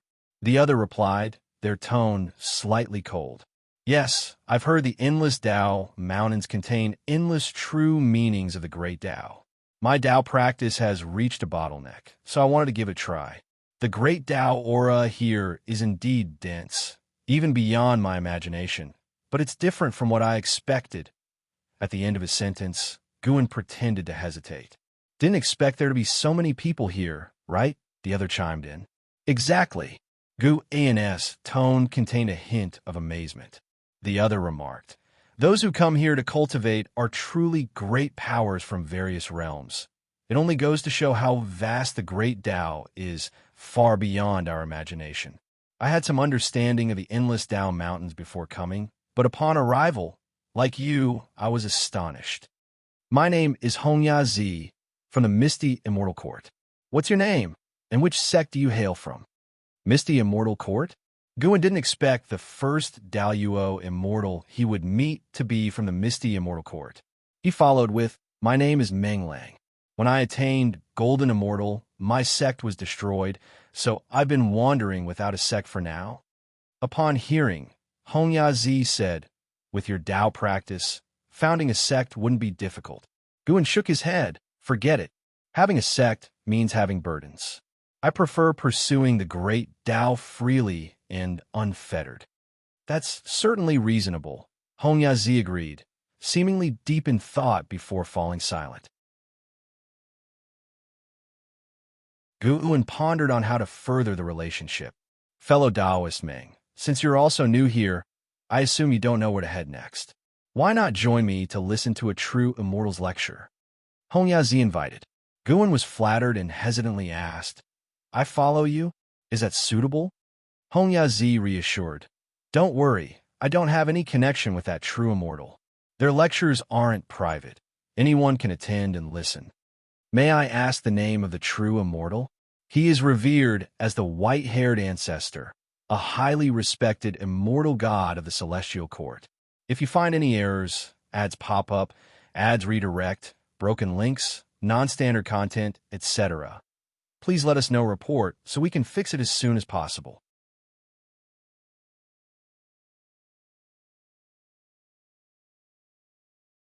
Chapter 652, Preaching, the incomparable Liya of today and the past. The dojo of the white-haired ancestor is situated on the Endless Dao Mountain. Led by Hongya Zi, the two soon reached the Dao Mountain where teachings were held. The height of this Dao Mountain ranked among the top 10, and there was an abundance of powerful presences on the mountain. They flew to a mid-mountain location where a sprawling open-air palace had been constructed. On the palace, there were thousands of mats, and already dozens of figures had gathered here. These figures were shrouded in the aura of rules, their true forms not revealed. Hongya Zi was familiar with some of them, and introduced Gu into these individuals of great power. The atmosphere was quite congenial, and the conversation was enjoyable. Among those who came to listen to the teachings were also Tai Ching Golden Immortals, who dared not intrude on the conversations of the Daoyuo Immortals and stayed at a distance. As Guan conversed with other Daoyuo Immortals, he was also reflecting in his heart. Indeed, no matter where you go, there will always be hierarchy. In any great thousand world, a Tai Ching Golden Immortal would be an unimaginable powerhouse. Yet here, they were all very constrained, lacking the demeanor of a supreme being. He only sighed briefly, not giving it much thought. Those he conversed with were heaven-opening Daoyuo Immortals, while afar, there was a Miaojin Daoyuo immortal whom no one dared disturb. Through other heaven-opening Daoyuo Immortals, Guan gained a deeper understanding of the white-haired ancestor, who held a status in the celestial court far above that of an immortal monarch. He also learned that this lecture might last several hundred or even thousands of years, with still several months before it began. Guan was not inclined to listen to the teachings here for thousands of years, as he also needed to gather medicinal herbs. So, before the arrival of the white-haired ancestor, he switched to a clone, and his true self secretly exited the endless Tao Mountain, returning to the celestial spirit great world unnoticed by the great cultivators present. Even when in the celestial spirit great world, he could connect his mind with the clone, equivalent to listening in person.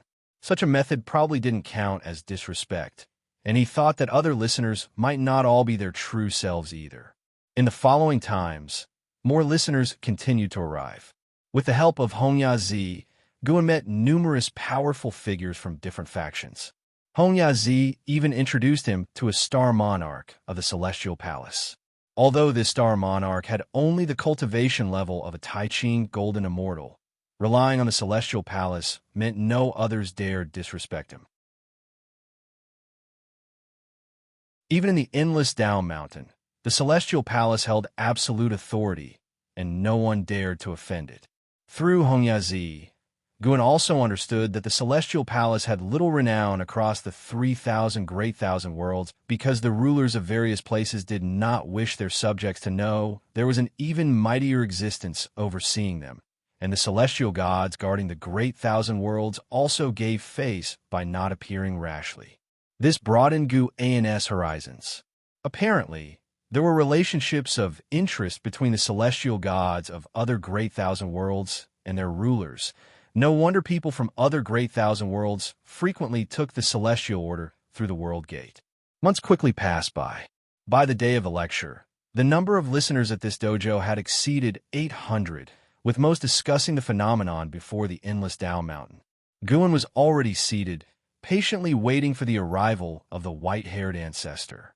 He sensed the aura of a Tao extreme Daoyuo immortal at the top of Tao Mountain. Surely, that must be the white-haired ancestor. Guan silently compared and felt that the opponent's cultivation might be in the late or perfection realm of the Tao extreme Daoyuo immortal stage. Although he was already a Tao extreme Daoyuo immortal, his life had been so short, like a child compared to a true Daoyuo immortal, so he was full of anticipation for this lecture. He wanted to see how vast the Tao intent of other Tao extreme Daoyuo immortals was, and how teachings from beyond heaven differed from his own. Dong, a bell sound reverberated through the entire Tao Mountain, bringing quiet to the dojo, as a white light fell from the sky onto the steps in front of the palace, mighty immortal energy dispersing, forming a strong wind over every listener. Guan squinted and saw a figure descending from the white light. The white-haired ancestor, Tao Extreme Daoyuo Immortal. Within the dojo, there were only 2 Miao Zhan Daoyuo Immortals, and even if the aura of all the listeners combined, it couldn't match the white-haired ancestor. This made most listeners sit up straight involuntarily. As the white light faded, the figure of the white-haired ancestor was revealed. Though her entire form was surrounded by the gray aura of rules, from her silhouette, she was clearly a female immortal, holding a horsetail whisk in her hand, her robes wrapped tightly around her. This time, I will be discussing the path of power for you all. The voice of the white-haired ancestor sounded, melodious indeed, a female voice infused with immense Tao intent, causing the Tao rules on the Tao Mountain to pause. Thank you, ancestor. The listeners all bowed and said, and Guan followed suit in salutation. The path of power? He indeed wished to see what distinctive insights this white-haired ancestor had on the path of power, given that he had also mastered it and held great interest in it.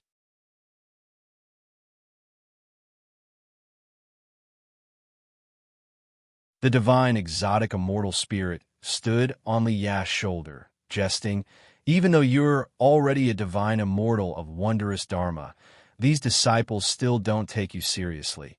It seems your cultivation isn't enough yet." Li snorted, "Nowadays, geniuses keep emerging. What's my talent worth? Don't provoke me. I am no longer the hot-blooded Li of old." The divine, exotic, immortal spirit covered its mouth and laughed, but didn't tease him further. If you find any errors, ads pop up, ads redirect, broken links, non-standard content, etc., please let us know report so we can fix it as soon as possible.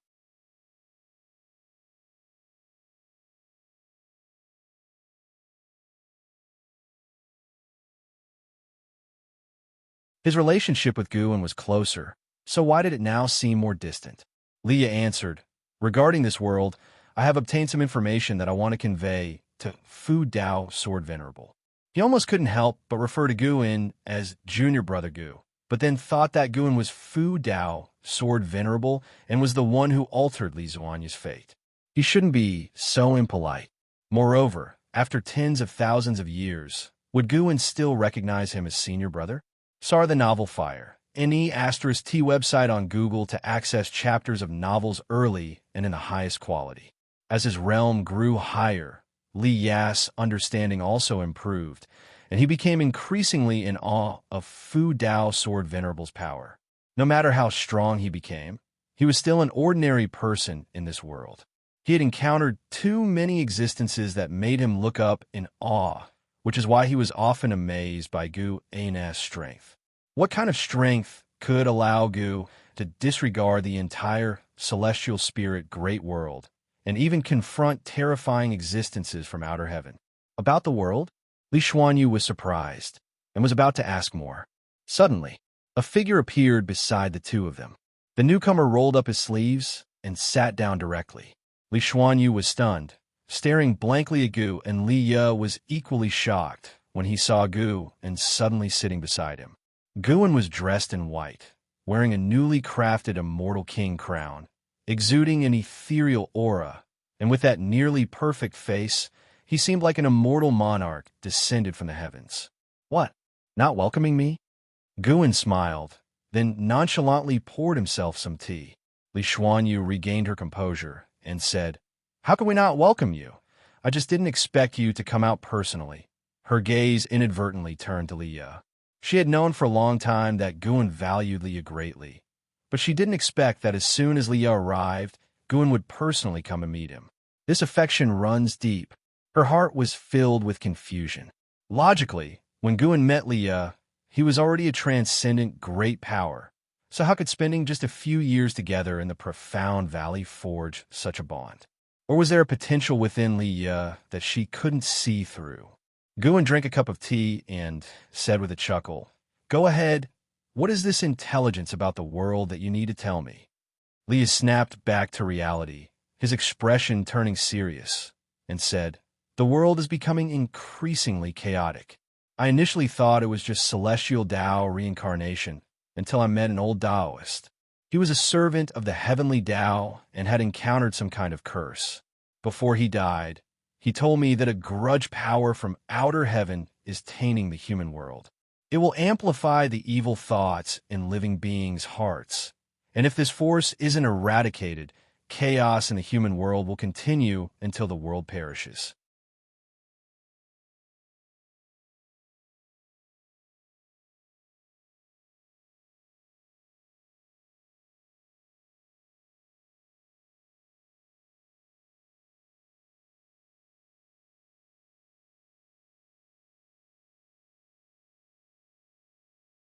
An Xian appeared beside Guan, also watching Li Yas back.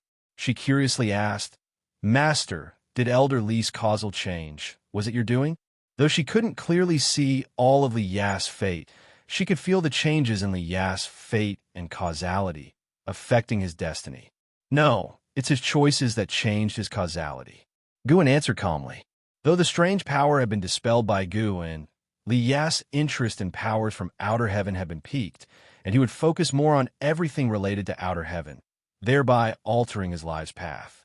With Gu An's influence existing, the future of the reincarnation body would become more and more illusory. After all, the reincarnation body itself is determined by the original body. Gu An's current strength could create different futures, even make different futures exist truly. Using modern Earth's terms, he could create parallel worlds with a single thought. An Xian had a thoughtful expression, believing Li Ya's change in choices was also due to this conversation with Gu and turned around and returned, with an Xian closely following, starting to ask him about her cultivation doubts. Though the strange power had been dispersed by Guin, the hatred among people had already formed, and the chaos in the human world would continue for a while. But compared to before, it wouldn't become more tragic. Meanwhile, Emperor Tianhong would earlier confront Zhao Rushan, marking the beginning of an unprecedented era of dual heroes. This contention would also shake the foundations of the Dao Court, bringing a new variable to the dynamics of the human world. Endless Dao Mountain. The white-haired ancestor lectured for a millennium, and as the bell rang, all listeners awoke. I permit each of you to ask one question. Once I've resolved everyone's doubts, this lecture will conclude. You may ask about any confusion during the lecture, or ask questions unrelated to this lecture. The voice of the white-haired ancestor rose, causing whispers to ripple through the dojo. Guin also began to ponder what kind of question he should ask the white-haired ancestor. If you find any errors, ads pop up, ads redirect, broken links, non-standard content, etc., please let us know report so we can fix it as soon as possible.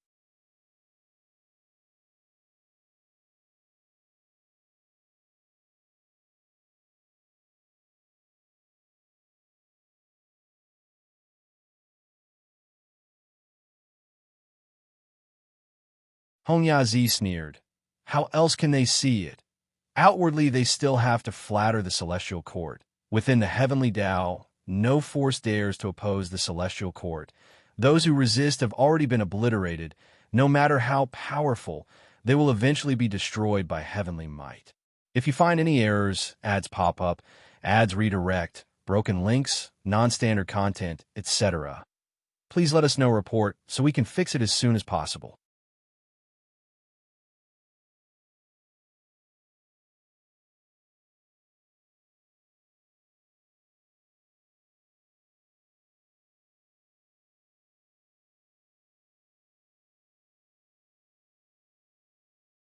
He had even given up on the Supreme Sect, so he wouldn't be constantly sheltering the Qinquan sect.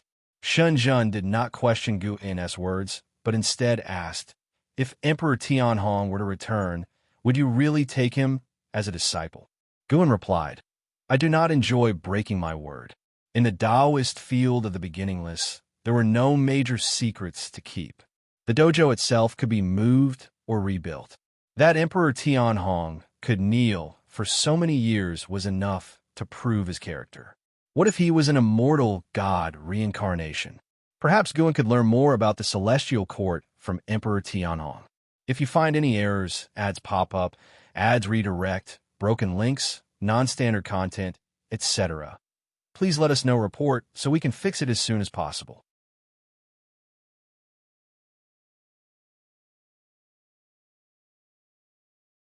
Chapter 657. Unbeatable Emperor. 16 years later, a major event occurred in the Qinquan sect. A 16-year-old male disciple was unusually accepted as a disciple by the sect hierarch, with the intention of grooming him to be the next sect hierarch. This matter had the approval of the 4 grand elders, and various rumors spread within the sect and even to the entire world. This boy's name is Yuan Luo. He didn't originally have this name, but after his first qi absorption cultivation, he changed it to this name. During his first qi absorption, he successfully established his foundation, shocking the cultivator who was instructing him, and the news quickly reached the higher-ups of the Qinquan sect.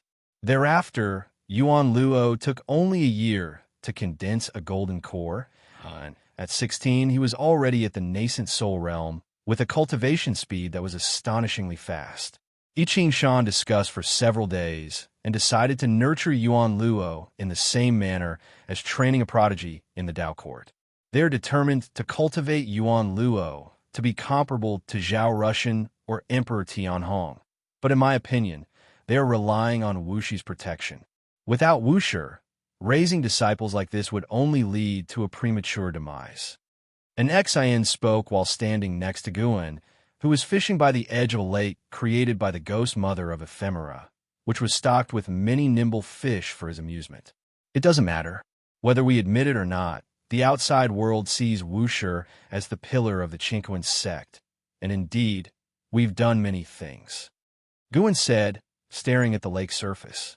As his cultivation level became higher and the years he experienced became more numerous, Guan's mindset also transformed. He focused more on his own feelings. And Xian curiously asked, Master, what's the origin of Yuan Luo? With such incredible talent? He must be the reincarnation of a great power, right? Yes, in his past life, he was called Chaos Grudge Luo, causing havoc across many great thousand worlds. The previous calamity in the human world was caused by his power. He was likely captured by the immortal gods and cast into reincarnation, ending up in this plight. Guan didn't hide anything, briefly explaining Yuan Luo's background. And Xian frowned and asked, Actions of the immortal gods? Such a wicked entity reincarnated within the Qingquan sect, wouldn't there be some scheme involved? Guan glanced at her and smiled. Indeed, there might be some hidden scheme, but such schemes have never ceased. If you can't see through them yourself, it means you're still not strong enough. Seeing him still able to smile, and Xian knew everything was under his control. She couldn't help but ask, Master, do you need me to do anything? Let nature take its course.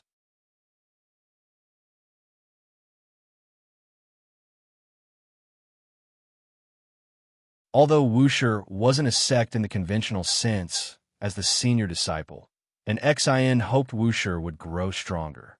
It depends on personal goals. I don't demand it. Although a Taoist emperor is indeed powerful, the path is very difficult. Guan spoke softly, with the memory of the emperor of eternal life in him. He knew how arduous the path to becoming a Taoist emperor was. Looking at the disciples within the dojo, to be honest, he hadn't yet seen anyone with the potential to become a Taoist emperor, even Xiaolan, who relied on his covert protection while outside. If Xiaolan were to venture out alone, she would have died long ago. Moreover, he could sense that if he continued to aid Xiaolan, she would never be able to become a Taoist emperor, no matter how many times she won. The great Taoist while on the path of the great Tao is unfathomable. After listening, and Xian fell into contemplation, vaguely understanding the implication behind Guan's words. At this moment, Guan's fishing rod moved, and he began to reel it in with effort, his arms trembling. Watching Guan struggle as if he were immortal, and Xian covered her mouth and laughed, thinking her master truly loved to act. In a bright palace, Xiaoyu sat meditating in front of a blue crystal, the crystal reflecting her silhouette. Yuan Songzi approached, stopping in front of Xiaoyu, hesitating to speak. With her eyes closed, Xiaoyu asked, Speak your mind, Ting Master. Yuan Songzi took a deep breath and said, Give up, your next opponent is unbeatable. Upon hearing this, Xiaoyu opened her eyes, staring steadily at him. Yuan Songzi continued, I've investigated. The unbeatable emperor not only achieved 1,000 victories, but he also swept through the peers in the primordial emperor domain. A Taoist emperor once fought him in the same realm and was defeated. To defeat a Taoist emperor before stepping onto the emperor road, even if the Taoist emperor suppressed his realm, is still unbelievable. The mere thought of it filled Yuan Songzi with fear. He feared Xiaoyu would not believe it. So he added, On the path of the great Tao, everyone believes the unbeatable emperor is destined to become a Taoist emperor. Your matchup, dictated by the Taoist will, is in misfortune. Avoiding the battle might mean wasted efforts, but at least you'll live. The struggle for the Taoist emperor is no child's play. 9 out of 10 losers die. Throughout the years, many prodigies have fallen at Xiaoyu's hand. Unfazed, Xiaoyu asked, Ting Master, have you ever considered that the path to becoming a Taoist emperor is cruel and cannot be filled with pushovers? If I give up this time, when I next reach this point, I will face another prodigy as formidable as the unbeatable emperor. If I always give up, what is the point of walking the path of the great Tao? To have the Taoist recognition, one must defeat the opponents selected by the Tao. These words made Yuan Songzi frown. He felt they made sense. Perhaps he had indeed underestimated the difficulty of becoming a Taoist emperor. Thinking that Xiao Lan might also face an opponent like the unbeatable emperor made him suddenly feel lost. Perhaps he had acted too hastily. Right now, the Dao court may not be able to nurture a Taoist emperor. Ji Xiaoyu looked at Yuan Songzi, smiling with high spirits, and said gently, "Moreover, Ting Master, how dare you assert that I will certainly lose? If you find any errors, ads pop up, ads redirect, broken links, non-standard content, etc., please let us know report so we can fix it as soon as possible."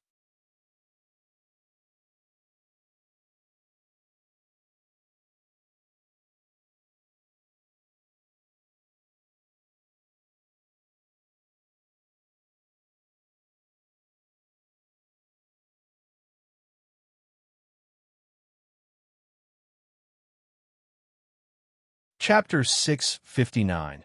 A palm transcending the great Tao. The words of the unbeatable emperor were like a series of thunderclaps, echoing endlessly, causing the cultivators of the Tao court to change their expressions drastically. Although they feared the unbeatable emperor, hearing his words still made them feel a great sense of humiliation, for Yuan Songzi was the master of the Tao court.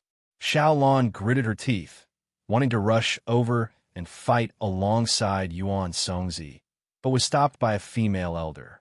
"Don't act impulsively, don't burden the Ting Master," the female elder said in a deep voice, her gaze towards Yuan Songzi revealing her uncontrollable unease. Yuan Songzi was insulted by the unbeatable emperor but didn't get angry. Following the unbeatable emperor's words, he said, "Since you consider us insects, why go to the trouble of stomping on insects? Not to mention the imperial clan behind. Even if all of them attacked together, they would still not be a match for the unbeatable emperor alone. On this path of the great Tao, a prodigy not only needs personal strength, but also a sufficiently strong force to support them." The beautiful dream that Yuan Songzi had was completely shattered at this moment. Ji Xiaoyu and Xiao Lan lacked the talent, and the Tao court didn't have the foundation to escort a Taoist emperor. Even if humiliated, he had to protect Ji Xiaoyu as much as possible because he knew very well that if they did nothing, they would also be doomed. The Tao intent of the great powers of the imperial clan had already sealed this void, leaving them with no escape. The unbeatable emperor's lips curled into a contemptuous smile as he said, "I am fulfilling her, losing on the emperor road, damaging the Tao heart, and leading a life of nothing but defeat. What meaning does it have?" His footsteps did not pause, and with each step, the killing intent grew stronger. When his words fell, the pressure brought onto Yuan Songzi reached its peak, making him unable to speak, only able to look at him in terror. "Spare them. I am willing to die." Ji Xiaoyu's voice came from behind Yuan Songzi, calm, without a trace of anger or fear. The unbeatable emperor's smile became wild, and he raised the spear in his hand, pointing its tip at Yuan Songzi, yet his gaze fixed on Ji Xiaoyu. He sneered disdainfully, "It's over. You're all doomed. Setting foot on the emperor road, you should have been mentally prepared. If not, then learn the lesson of arrogance." His right hand suddenly loosened. Boom! The long spear in his hand burst forth with a terrifying momentum, as if carrying a storm, unstoppably killing towards Yuan Songzi. Everything happened too fast. Even though both parties were of the same realm, Yuan Songzi had no time to react, only able to widen his eyes.